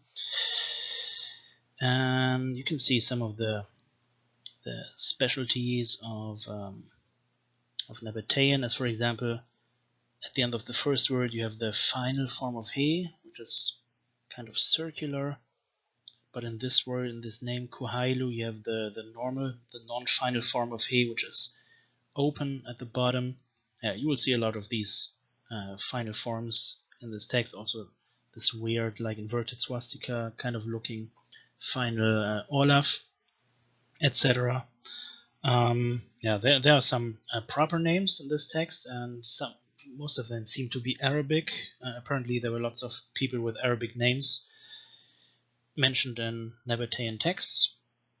And concerning phonology, it seems like the vowel system of Nabataean was more like what we find, for example, what you will later see in the Western Syriac tradition, which means that, for example, in Targumic Aramaic, you've seen that original long R became A. So very often at the end of words like Malkar, etc. But it seems like this has shifted to O in Nabataean because it's sometimes written with the letter Waw. So instead of Dana Kaura, this seems to be Dano Kauro with O instead of A. Okay, small phonetic difference, but I think it's reflected in writing. And I mean, you also find this in the Western pronunciation tradition of Syriac, which apparently was influenced by Western Aramaic dialects, and well, Nabataean was spoken quite to the west of the Aramaic-speaking world. So that's one thing I did here. I use these O vowels, so Deno, Kauro, etc. Also, you can't really tell whether sparentization of Beget Kefed was already a thing in Nabataean, so maybe this was properly read Deno, Kabro, Di'ibad, or maybe Di'ibad, because the dentals were the first one to undergo this process of sparentization. And maybe this was never a stop because it's after a vowel. So there's many phonetic details that are simply not known. So I just did my best to do some educated guessing and to make these texts somehow sound credible. So the way I will read this first line is Deno Kauro Di'avad. Sorry, I should say Iwad again. Deno Kauro Di'awad Aidu Barkuhailu Bar. So, translation: this is the tomb which was made by Aidu, son of Kuhailu, son of who? You'll find that out on the next slide. And this starts with a super weird name, Alexei, which suspiciously looks like a short form of Alexander or Alexandros. Yeah, it's written Olaf Lomath Kaf Semkath Yoth, and I can't come up with another explanation. And the article that I used that published this inscription also vocalized it as Alexei. It's probably not related to Russian Alexei, but yeah, some kind of short form of Alexandros. And well, we cannot completely exclude that there were Greek or Latin personal names used in this culture. So let's just leave it like that. So he was the son of Alexei. Alexei lenafshe, ويالده, وأحره, ولمن دي ينبق بيده. So son of Alexei, for himself and his children and his descendants, and for one who shows in his hand something. So what does this person have to show in his hand to be entitled to this tomb?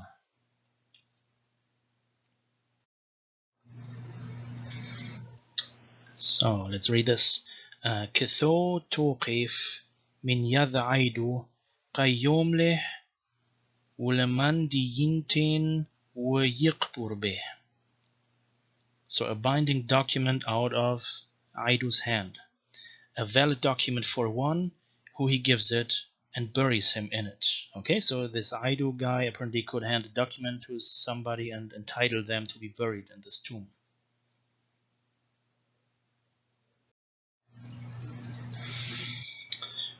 Alright, let's go on. Next line. Aidu behayuhi birah nison shenath tesha leharithath melech. So Aidu in his lifetime. In the month of Nisan, the 9th year of Harithath, king of. So this is the construct. Melech, king of. So king of what? Let's find out. Melech nautoi, rohi معمه, ولعانو dusharu, umanuthu qaisho. So king of the Nabataeans, who loves his people. And Dushara, Manat, and Qais shall I'm mixing Aramaic and English. Shall curse. Somebody, we'll find out who. And yeah, you might know some of these deities. You might know Manat, an old Arabian deity, and I think Dushara and Qais were also Arabian deities who were worshipped by the Nabataeans, even though they used Aramaic as their written language, but it looks like there was some kind of overlap between the cultures. And yeah, the Nabataeans at some point, I guess they were just Arabs using Aramaic as their written language, but speaking Arabic and worshipping Arabian deities, Arabian gods and goddesses. But who shall they curse? Who shall they curse? Kulman diyezabbin kafro deno uyizbun uyirhun uyinten something else. So everyone who sells the tomb or buys it or gives it as a pledge or as a gift or something else. Next line, yurar uyith alif aluhi kathov kulleh uyikbur bih enosh. So anybody who rents it out or writes another document about it or buries a person in it.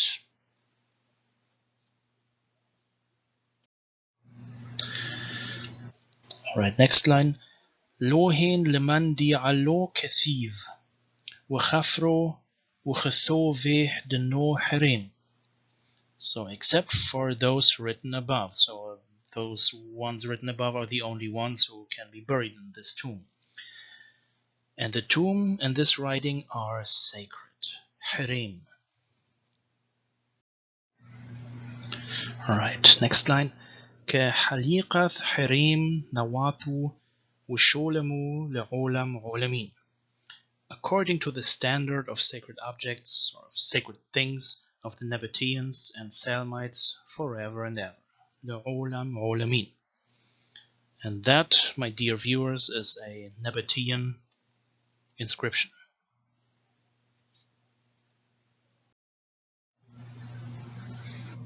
And the next text will be another Middle Aramaic variety, namely Palmyrene, from the ancient city of Tadmur, also known as Palmyra.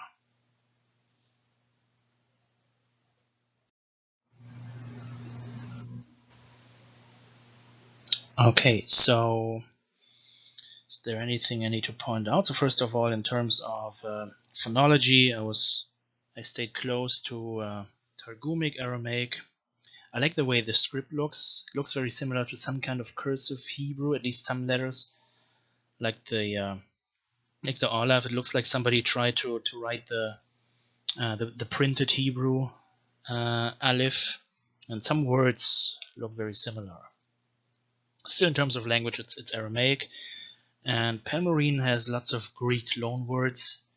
Even in the first line, you will see two of them, namely voulez. I guess they probably pronounced it as in Greek, and I think at the time when this was written, the beta in Greek was already pronounced veta, so close to modern vita. And I guess scribes knew how to pronounce this properly, so I guess this must have been voulez, Senate or Assembly, Congress, something like that. And also demos, people. So instead of the Semitic word nash or something like that, they used the Greek words for Senate and people, voulez with demos. Okay, good. Let's just read it. So, min tawhith voulez with demos, ith iweth salma dena demale. By decree of the Senate and people, this statue of Mali is erected. Okay, let's have a look at the next line where we see a little more about the genealogy of Mali and who he is. Alright, so this is the next line. So Mali bar Yarhoi l'shmish ra'i dehwa Grammateus the 30th. So the son of Yarhoi l'shmish ra'i, who became scribe for the second time. And you can see another Greek loanword for scribe. Instead of Cartheo or something, they used Grammateus.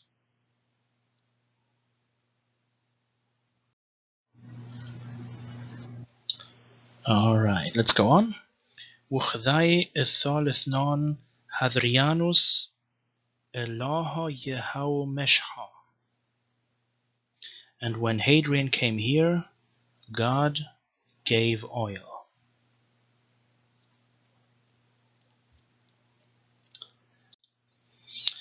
And I was really not sure whether to say Eloha God or Elohe gods, but apparently monotheism was already on its way to success, to replace polytheism and Palmyra. I'm still not sure whether these should be gods or God, but the verb is in the singular form. Now I'm also not sure whether the verb is even inflected for the third person plural and Palmyrene. This is a little tricky, but yeah. The translation I used translated it as God with a capital G to imply monotheism being present in Palmyra in these times. Okay, so Eloha Yehau Meshha, God gave oil. So to whom did he give oil? Liuni Medinatha Ule Estrateuma Ule Axnoya Da Itha. So to the sons of the city and the army and the foreigners who came. Again, Strateuma, a Greek borrowing, and also Axnoia is derived from Xenos, the foreigners, Axnoia.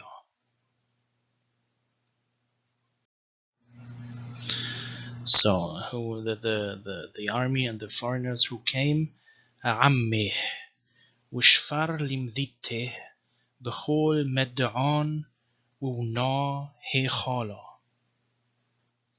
So who came with him, and he did well for the city in all matters, and built a temple. And we're done with Palmyrene for today.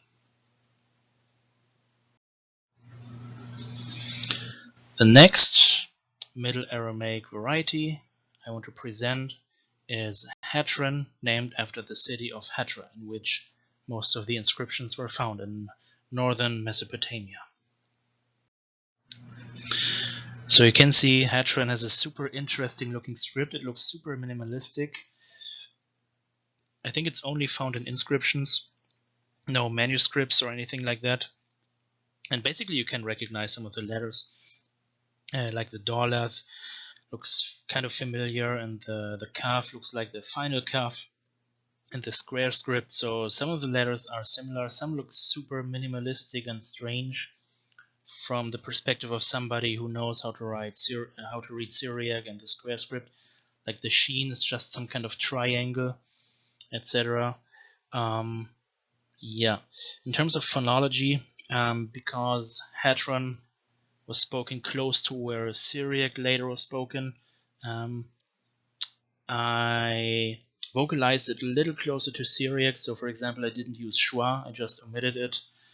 And still, apart from that, there's some special things, some distinctive features I might want to point out. And one thing you can see here is, for example, this name Be'aish Shemin, which should be Be'ail Shemin, but the lamad is assimilated to the sheen. So yeah, let me just read this line, and then in the other lines I can point out more things. So Dechir Waurich Qadam Be'ishmin Allaha Waqdam Allahi Kulhun.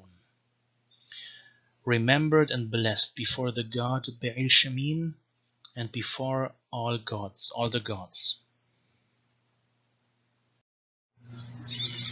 Alright, here we have the second line, and there is just one thing I want to point out, namely the final word, and it seems like this is Shanpir. This should be Shapir.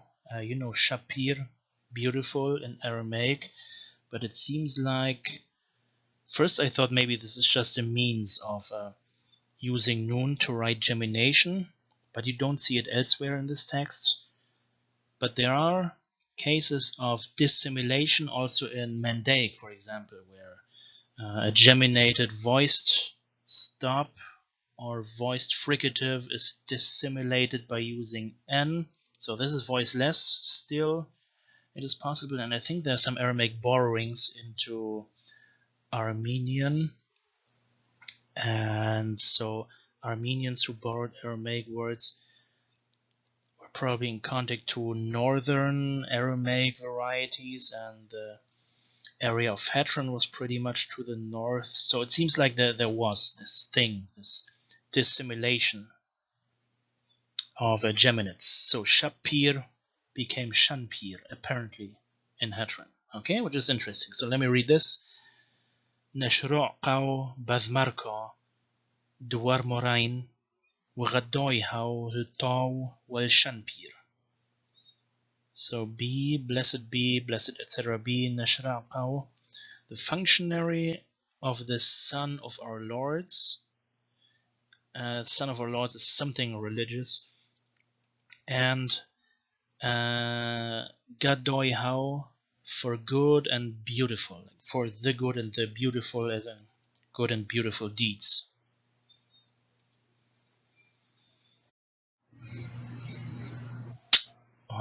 Alright, next line.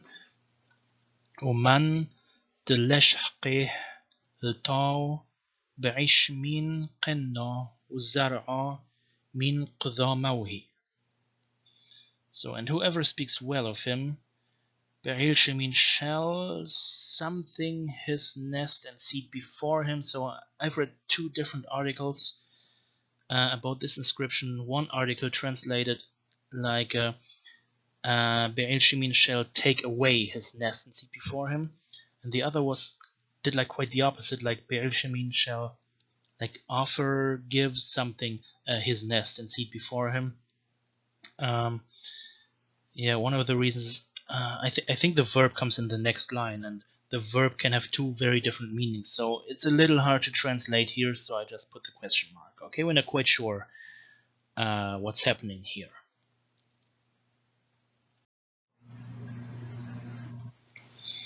Oh, sorry, I think the verb was like, now it was like 2 lines before.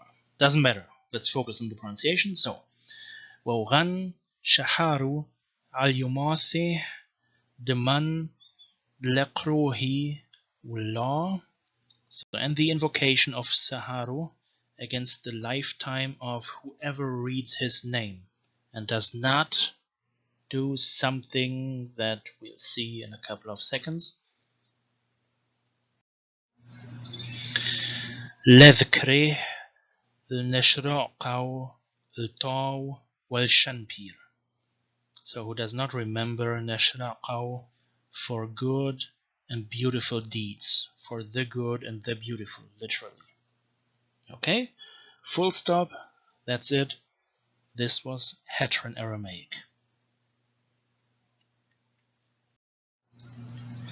Okay, now what I want to do next is I want to move on to late Aramaic, and my basis in this video for late Aramaic is Syriac, because it's it was a very important literary language, and having a look at the Syriac writing system, the Syriac alphabet, gives us a good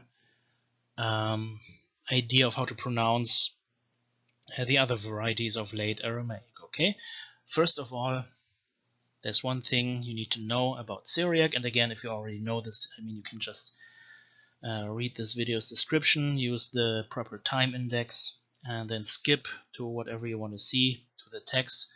But what I want to do right here is giving you a detailed overview of how to read Syriac. And first of all, there are two pronunciation traditions, not dialects, but traditions who may have been influenced by Aramaic dialects, but basically these are traditions used by different churches in the Middle East. So the first one is the Eastern tradition, also known as the Nestorian tradition, and the other one is the Western or Jacobite tradition. Okay, and I will show you both in my explanation of the Syriac alphabet, and in my reading I will use both to find the original pronunciation, because both have innovations and archaisms, and the truth, the original pronunciation of Syriac is somewhere between those two traditions, as is often the case with liturgical languages. So the Syriac alphabet, letter by letter. So what you can see here and in the slides that follow is the letter shape in three different scripts. The first script is Estrangelo, which is the original Syriac script, and it was unvocalized. And then you see two scripts also used by the two different churches, Serto, which is the Western script, and Madnhoyo, which is the Eastern script. Okay, then you can also see the name, both transliterated according to the Western and Eastern tradition. So this one is either Olaf or Olaf, or probably in the Eastern tradition it's probably pronounced Olap, Olaf and Olap, because the spermatization of P is not consistent in the Eastern tradition. The truth, like the Proto-Syriac pronunciation, is probably somewhere in between these two, like Olaf, whatever. And you can see the transliteration pronunciation, both West and East, and in this case it's always silent. So the Olaf is a silent letter. Examples: the word for ear, in the West ethno, and in the East ethno. And the word for water, no, this is not water, sorry, this is the word for 100, and you saw in Targumic Aramaic this was me'ah, but in Syriac there's no glottal stop, so it's either in the Western tradition mo or ma in the Eastern tradition. So Western and Eastern, mo, ma. Okay, the Aleph is the Olaf is still there, the second Olaf or the emphatic ending, but the pronunciation is just one plain vowel, mo or ma.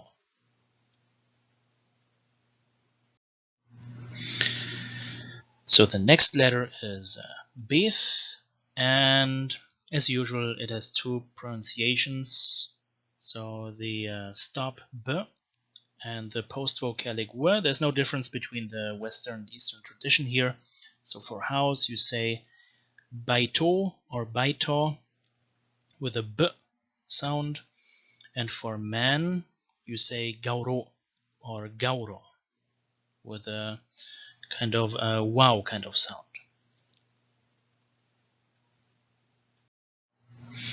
The next one is the gomal or gomal.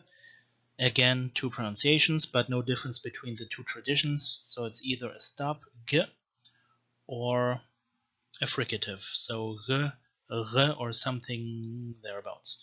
So the word for camel, according to tradition, either gamlo or gamlo. And we have for anger we have rughzo or rughzo.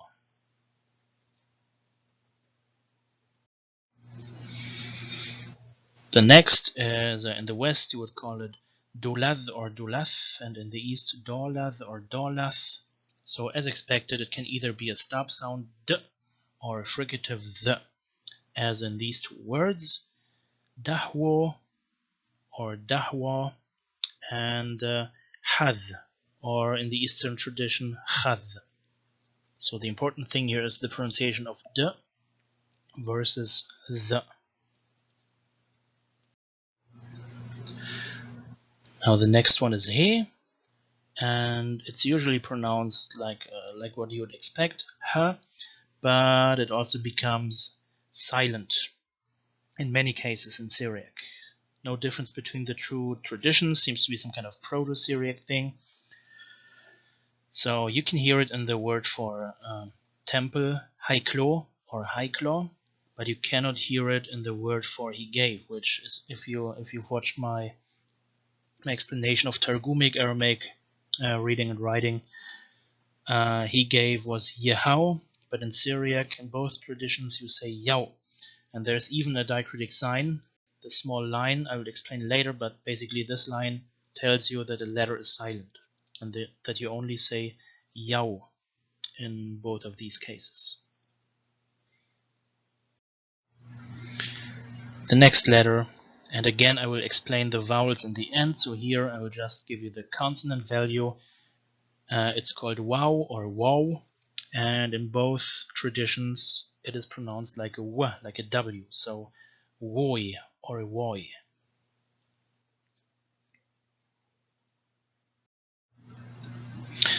The next letter is called zain or zin or zai, and is pronounced z, as in zu'ur or zu'ur, small.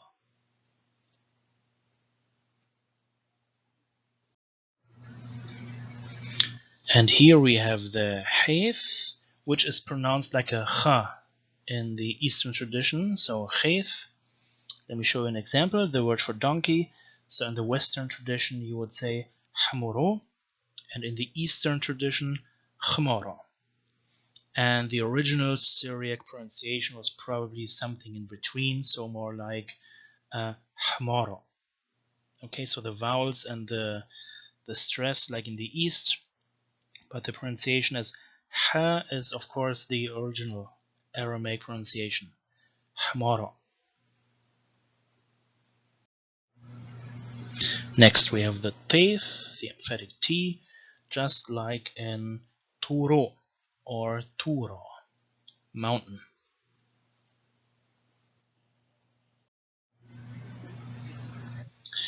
Next we have the youth, and again apart from the vocal pronunciation it has a consonant value y, which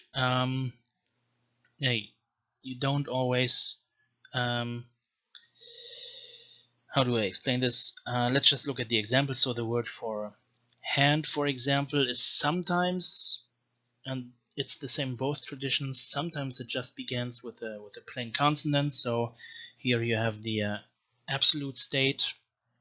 It's pronounced yad in both traditions, so it's a consonant.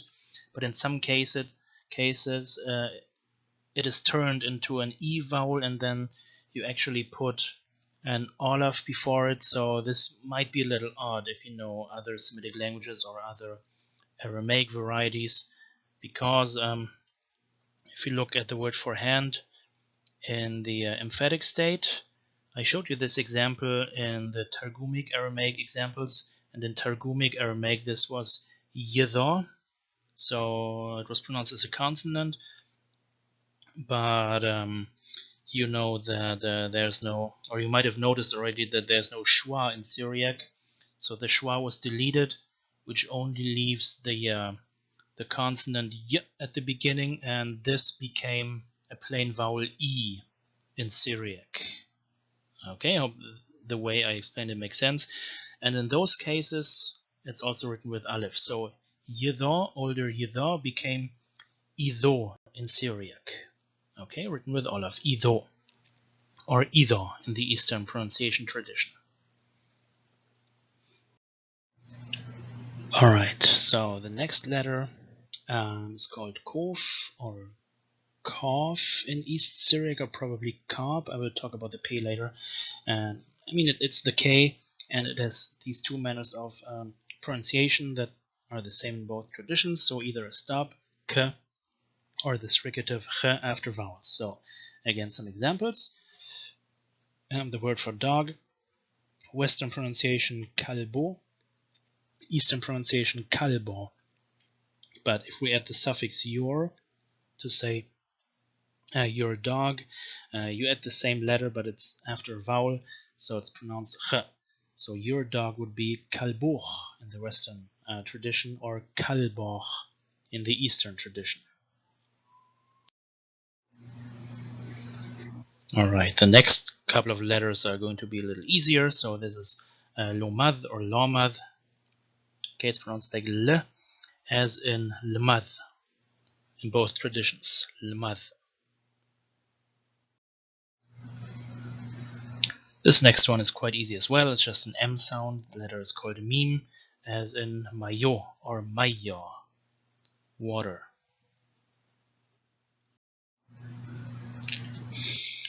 And also the N sound, or the letter nun, is quite easy, as in notro or notra. Very often, like in other Northwest Semitic languages, the nun is assimilated to following consonants, but I will also give you specific examples for that later. And here we have the letter representing the sound S, Semkath or Semkath, and you can see the first examples, Sa'ro or Sa'ra, second example, Isro or Isra, and other than Targumic Aramaic, you never use sheen to write this sound, so the number 10 is always written with this letter. So here you see it, Isro, and here you see it as well, Isra.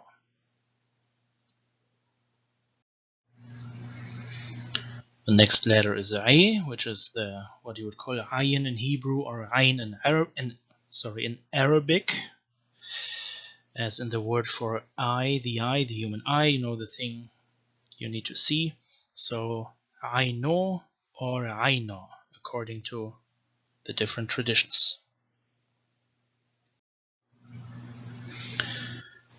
Okay, so this one is a little strange. It's the P, it's always called P, and it always has, in both traditions, it has a stop pronunciation, P, like in pthah or pthach in the Eastern tradition, he opened, okay, pthach. It has a fricative post-vocalic pronunciation in Western Syriac as F, so like soul or self is nafsho. In the East, I kind of don't fully understand it because I've read several grammars describing this.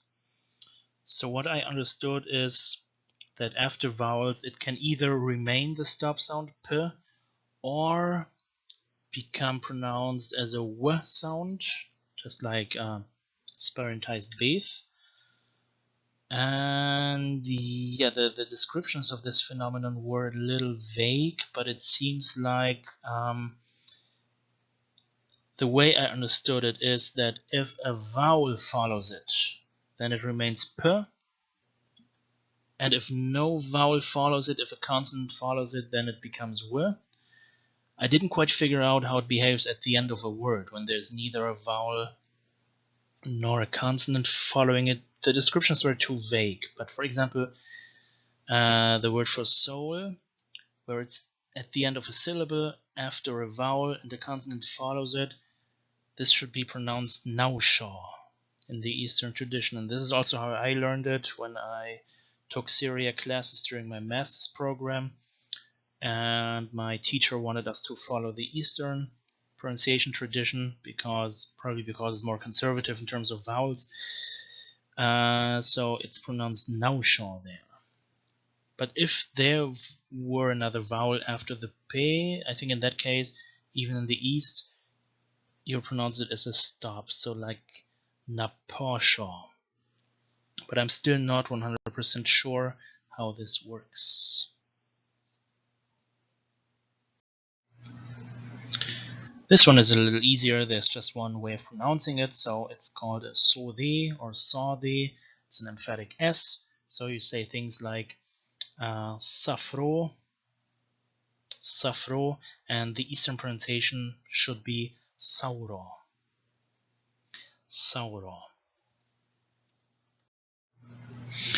The next one is kuf, or well, whatever they say in the Eastern tradition, kop, I guess. It's just like the Arabic kaf, etc. Nothing surprising here. So this in the Western tradition reads qadmoi, Eastern pronunciation qadmoi.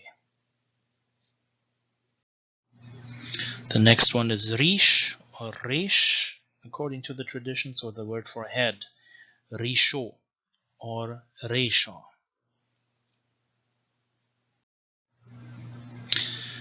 The next letter is shin, and shin is always shin, as in shlomo, shlama, respectively, peace. And the final letter, tau or tau, again has two kinds of pronunciation, stop and fricative. So we have both in the word for three, tlotho or tlotha, according to whatever tradition you prefer. Tlotho or tlotha.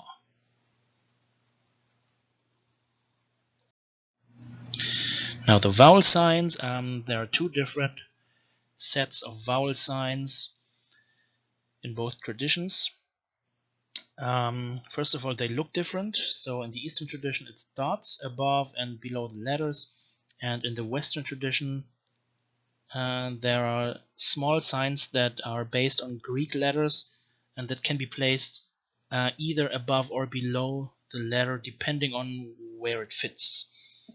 And apart from that, the Western tradition only has 5 vowels.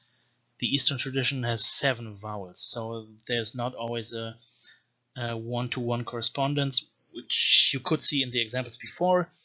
You can see it in the names of the vowel signs. So, for example, this vowel sign, which represents a in both traditions. In the West, it's called pthoho, but in the East, it's pthaha.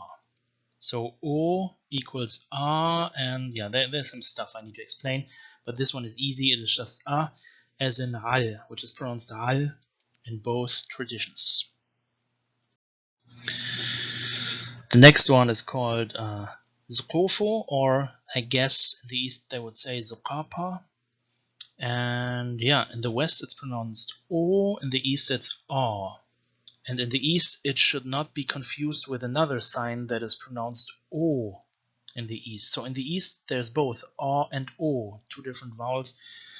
In the West it's o. Okay? Looks a little messy, but it makes sense once you get the hang of it. So examples, bothar and bothar. So the Western pronunciation has o, and the Eastern one has a, which should not be confused with o. Bothar and bothar.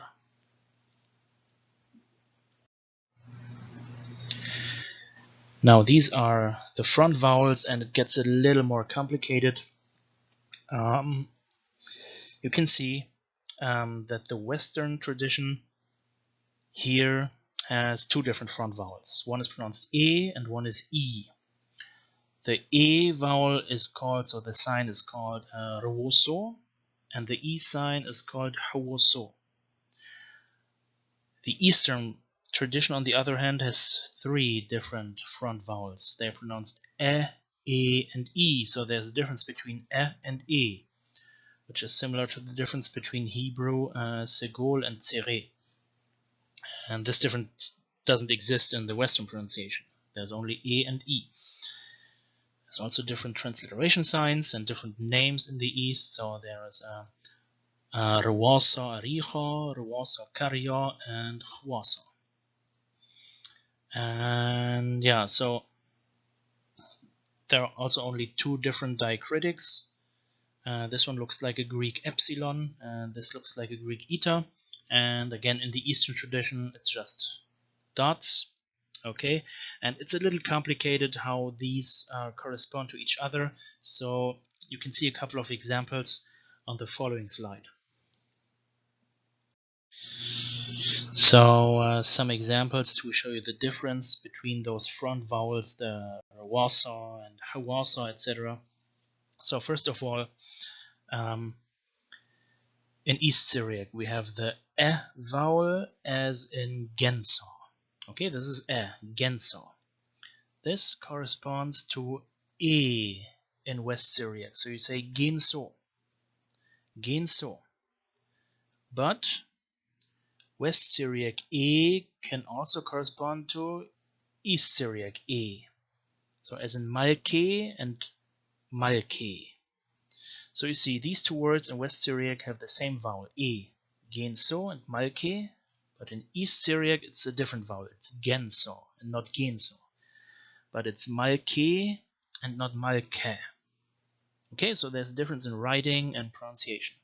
No difference in either writing or pronunciation in the Western tradition. But the East Syriac E can also correspond to West Syriac E. So we have the word for head Resha, but it's not Resho in West Syriac. In West Syriac it's Risho, and you also use the E sign, the small eta. Okay, so Resha corresponds to Risho. But there is also an E vowel in Eastern Syriac, and it corresponds to the same thing in Western Syriac. So Kritha, village, Kritha corresponds to Kritho. Okay, this is a little messy, and I think the correspondence between E and A is quite rare. So whenever you have an A vowel in East Syriac, in most cases it's also A in West Syriac. But yeah, you see, that's how it works. So these three vowels correspond to these two vowels, and there's a split. And some grammars, like for example, if you want to use, you want to learn Syriac and you want to learn by using the textbook by Thaxton, he puts a circumflex. Let me do that quickly. He puts a circumflex on top of the A whenever it corresponds to Western Syriac E. And some authors also use other diacritic signs to clarify this difference. Okay, in my examples I don't do that. I just transliterate what is pronounced and what is written. And there's no difference in pronunciation or writing between this A, let me mark it, between this A and this A in Eastern Syriac. Okay, a little complicated, but that's how it is. And the final vowels I want to show you are the rounded back vowels.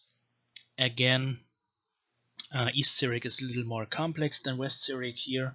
So in East Syriac there are two different vowels here, O and U, whereas West Syriac only has U. I mean, West Syriac also has O, but that one corresponds to the East Syriac A. Okay, again, a little complicated, but yeah, there's one vowel sign, looks like a omicron and epsilon in Greek, and it's called so in Western Syriac, and there's two different signs in Eastern Syriac, namely asar sarwicha and asar salisa, pronounced O and U. Examples: the word for darkness. In West Syriac it's heshucho, heishucho, and you see the U here, heishucho. This is the vowel we're talking about, the U. But in the East it's cheshocha, so there's O instead of U. Cheshocha. Another example where both are the same, nuhro versus nuhra. There we have U in both traditions. So this would be in East Syriac asasa lisa.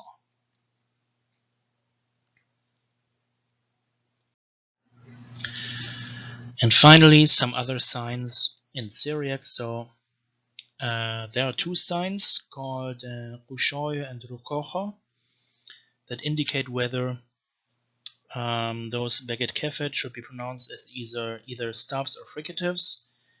And usually you find them in fully vocalized texts if there is space left. And otherwise in unvocalized texts, you sometimes find them when the difference is important, when the writer wants to make clear whether you say, for example, de or the, or ge or re. And there are some minimal pairs where the difference is important. For example, this word is pronounced garbo, but with a rukocha, it's garwo. Okay, garbo and garwo. And I'm not sure which is which. I was confused, but I think this one is a leper, the person who has leprosy, and the second one is leprosy. the illness. Okay, the first one is the person, I think, and the second one is the illness. So garbo, a leper, and garwa, leprosy. Okay. This sign you see quite often in unvocalized texts, and I don't think you see it in vocalized text. This is called siami, and it indicates the plural of a word. So this word, without the two dots, it would probably be Malka, king, but the two dots are here to clarify that this is actually supposed to be read Malke, kings, because otherwise those words look alike. Okay, so siami is like a plural sign. And this one, I mentioned this briefly, Mtalqana, very often you find it on top of he and on top of nun, and this means the letter is silent. So for example, the word for city, you write Mdinta, so it could be pronounced Mdinta, but that's not how you pronounce it. The N is assimilated to the tau, so the nun is assimilated to the tau, and you say Mdita. Okay, there's also no gemination because E is an originally long vowel, and after originally long vowels in Eastern Syriac you don't geminate. And in Western Syriac you don't geminate at all. That's why it's Mdita with a single T, but it's not a fricative because it's originally geminated. So Mdita. Okay, and here you see that line telling you that you don't pronounce the nun.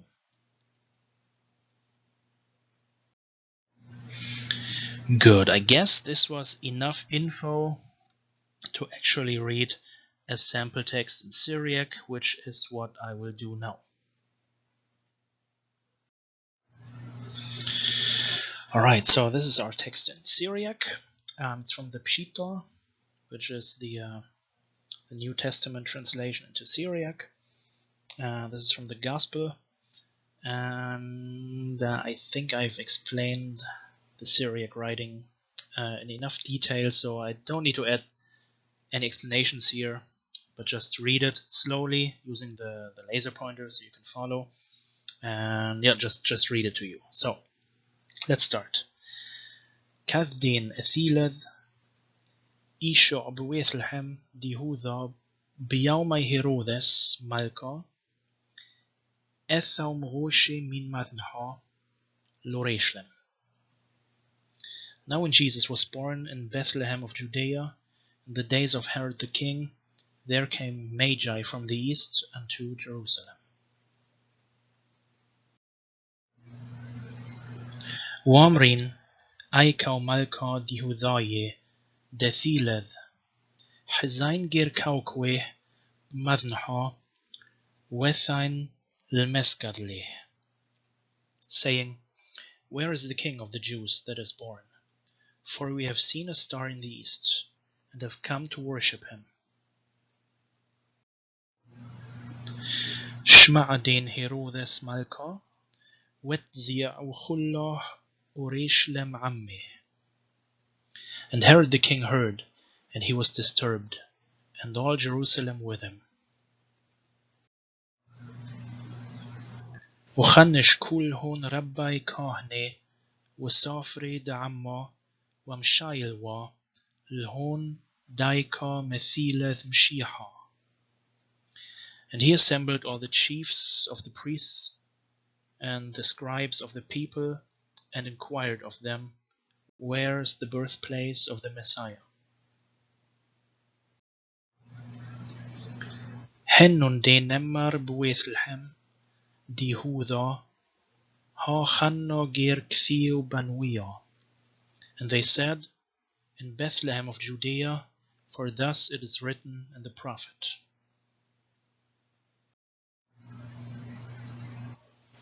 Afat Bethlehem Dihuda, la huait Psira Malki Dihuda, Mennech ger Nepok Malka, Duhu Ner'eu La'am Israel. Thou also, Bethlehem of Judea, art not the little among the kings of Judea, for a king shall come from thee who shall rule my people Israel.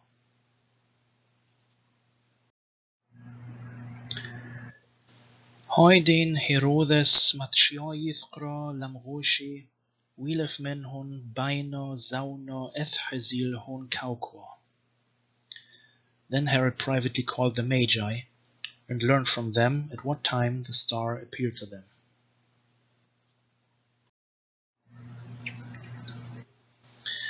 وشدرنون الويثلحم ومرلهون زل عقو علتاليا حفيطايث وما تشكحتو نويتو حواون دافنا إيزال اسكوذلي. And he sent them to Bethlehem and said to them, Go, search diligently for the child, and when ye have found him, come and tell me, that I also may go and worship him. Hennun den kath shma min malka, ezzal waha kaukwa, how dachzaub madnha, or zelwa qdamaihun adhamma dethaqam, le'ilmin aika, dithaw talya. And they, when they had heard from the king, went forward. And lo, the star they had seen in the east went before them, until it came and stood over where the child was. Kadin hazawu l'chaukwa hadiu hadutha raptha taw. And when they saw the star, they rejoiced much with great joy. Wa'al waita وحزاو الطاليا عن مريم أمه وانفل صغد له وافتح سماثون وقروا له قرباني دهوة أمورا والوتا.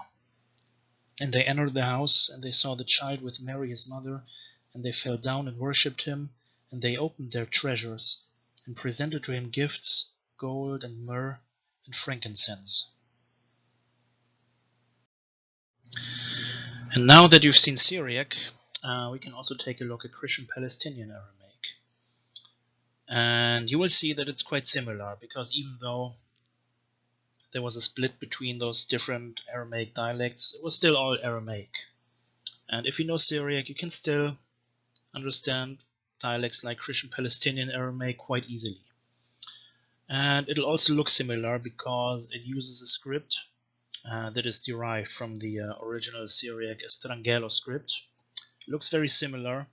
In this presentation, it looks exactly the same because I don't have a font for Christian Palestinian Aramaic, so I'm just using a Syriac Estrangelo font. There's only one small difference that you will see, namely that Daleth doesn't use a dot below. It is written without a dot. But Reish uses a dot above, so you see the difference between Reish and Daleth. There are some differences in languages, in the language that I can point out in phonology, morphology, and vocabulary. In general, a lot of the Christian Palestinian Aramaic literature seems to be based on translations from Greek. This probably also adds to my impression that this dialect is very similar to Syriac, because translations always very often copy style, and so if we have translations from Greek to both Syriac and Christian Palestinian Aramaic, they probably seem more similar than they actually were.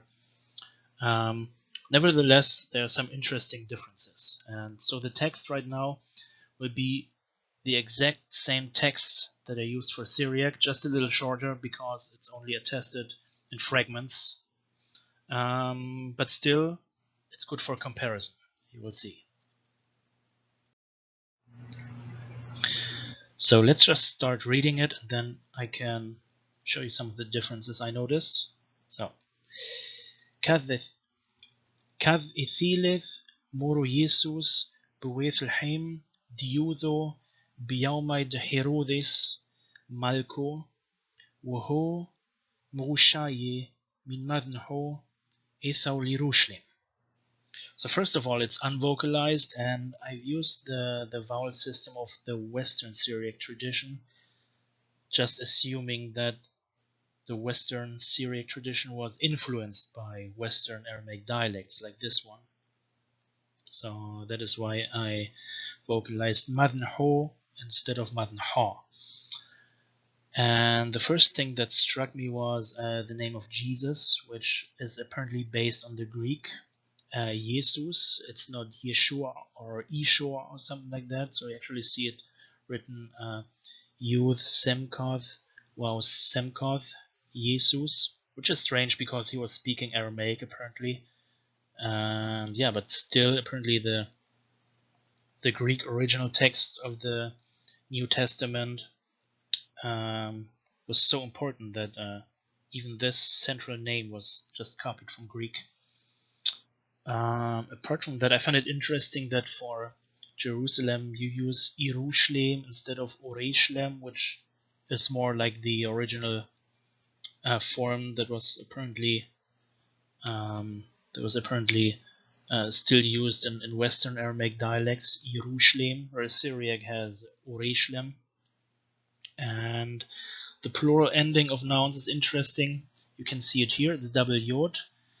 In Syriac you would get moroshe, and in Targumic Aramaic you will get an ending like ayah, so something like moroshaya.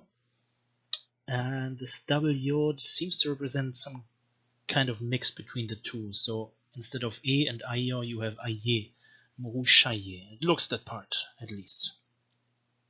Okay, let's have a look at the next verse. And let's read it together.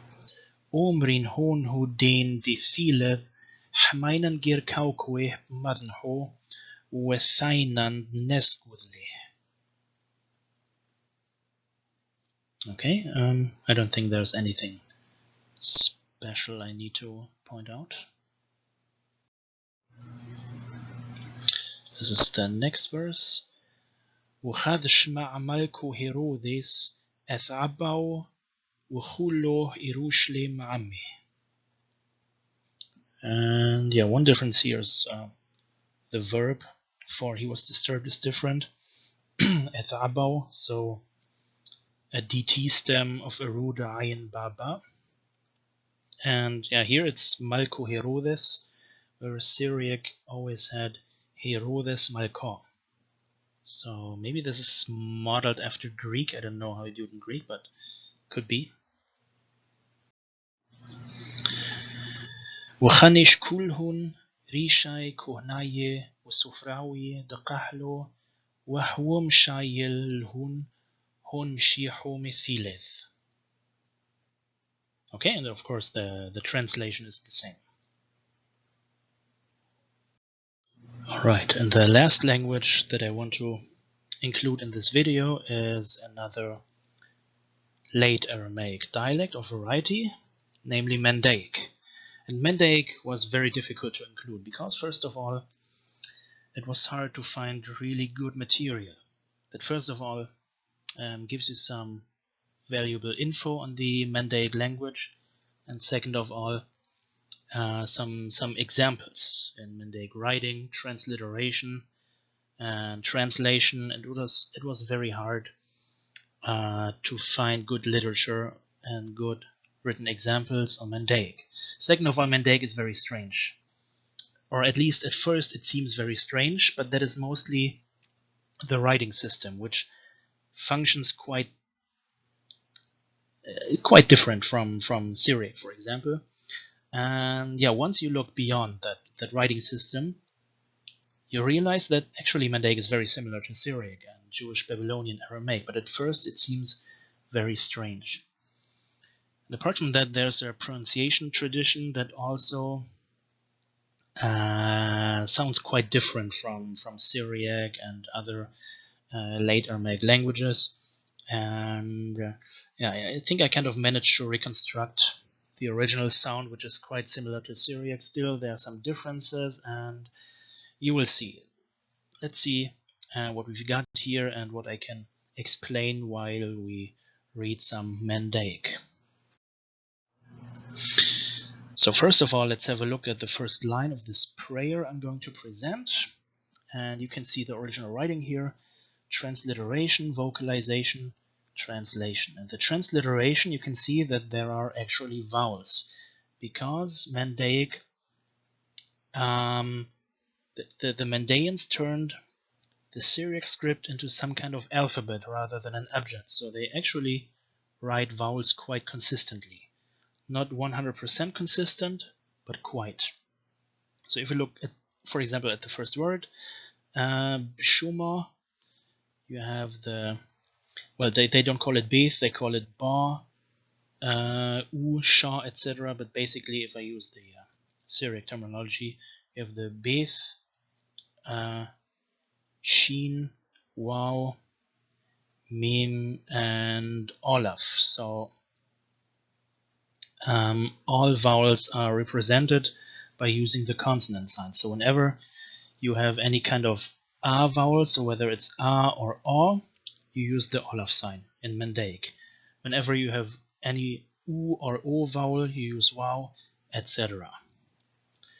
Though this isn't fully consistent, there are some words that don't write the original short vowels like A and E, and it seems like those go back to an older layer of Mandaic orthography that remained unchanged, and then later the orthography changed, but there are some archaic words or words with archaic orthography that don't write all the short vowels, like the word hayya, life. Okay. One other thing is there are no pharyngeal consonants. There's no ha or ayin in Mandaic. The signs are still used. So the word for life, originally it was hayya. It is now written with he because it's hayya. Still, the sign for hayth exists in Mandaic, but it's used to write the ending ih, the possessive ending meaning his. You will see that in the text. Also, the sign for ayin or he still exists, but it's used to write words that begin with e or e. You will also see that. So basically it was repurposed to become kind of a vowel sign, but if I understand correctly, only at the beginning of words. Okay, so these things make Mandaic sound a little odd. Also, the pronunciation tradition sounds quite different from what you might be used from Syriac. And also I've read different articles on classical Mandaic, and there were several different attempts to reconstruct the vowel system. And one of these articles claimed that Mandaic had long and short vowels, so long a and short a, long e and short e, etc. But then others claimed that the vowel system is basically like in Syriac, so like 7 vowel system, which is a, o, u, e, etc. And this vowel system still exists in modern Mandaic, so I see no reason why I shouldn't use that for classical Mandaic. So basically, the vowel system I use here is basically identical to Syriac, to the Eastern pronunciation of Syriac, and very close to modern Mandaic. So you have Shuma instead of Shuma with long A. Okay? Good, let's just read it. So first line, Bishuma Dahaya, in the name of life.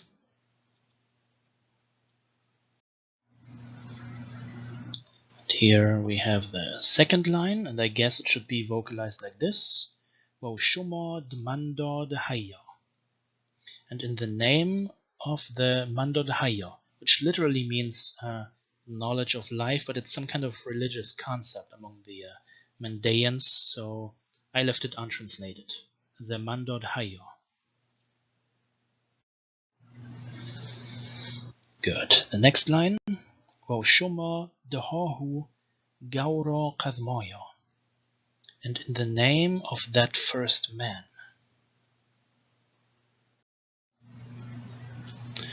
Taqashish min Kudam Maya Wiziwa Wanhora Wiqara, who is older than water, splendor, light, and glory.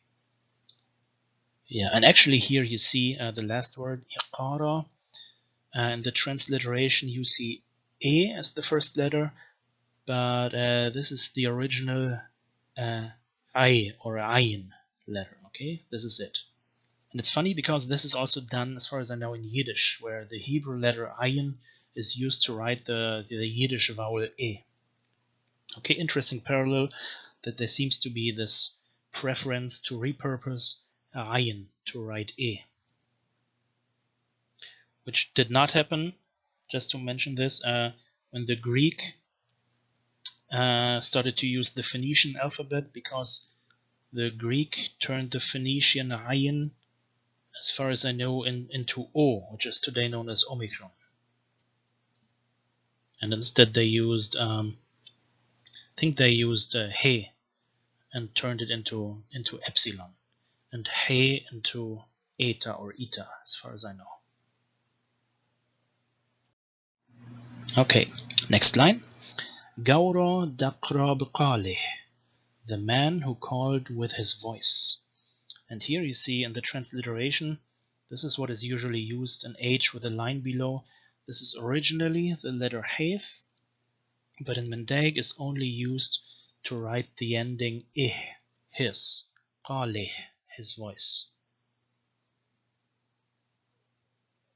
Oh, and one thing I didn't point out, but there's also a special letter for this genitive marker. So the transliteration writes it as a D with a line below, but it doesn't mean the. It means this is the d that is used to connect words that are in a kind of genitive relationship.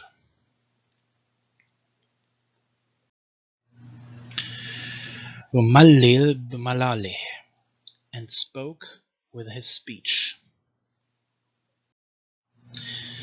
Min qalih umalale, by his voice and speech.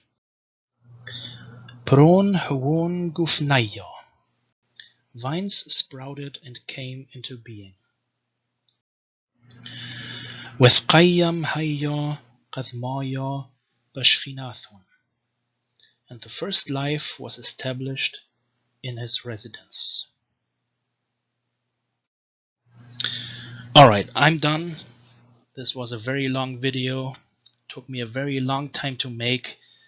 The video itself didn't, but the slides. It took me a long time to prepare all the text samples, etc. So yeah, I hope you enjoyed it.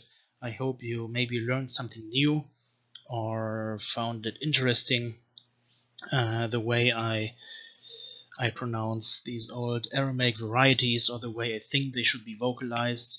And yeah, that's all I wanted to say on Aramaic. So stay tuned for my next videos. And next we'll move further south into the Arabian Peninsula. I don't know how much time it'll take me, but I'm already working on several videos. So stay tuned and see you next time.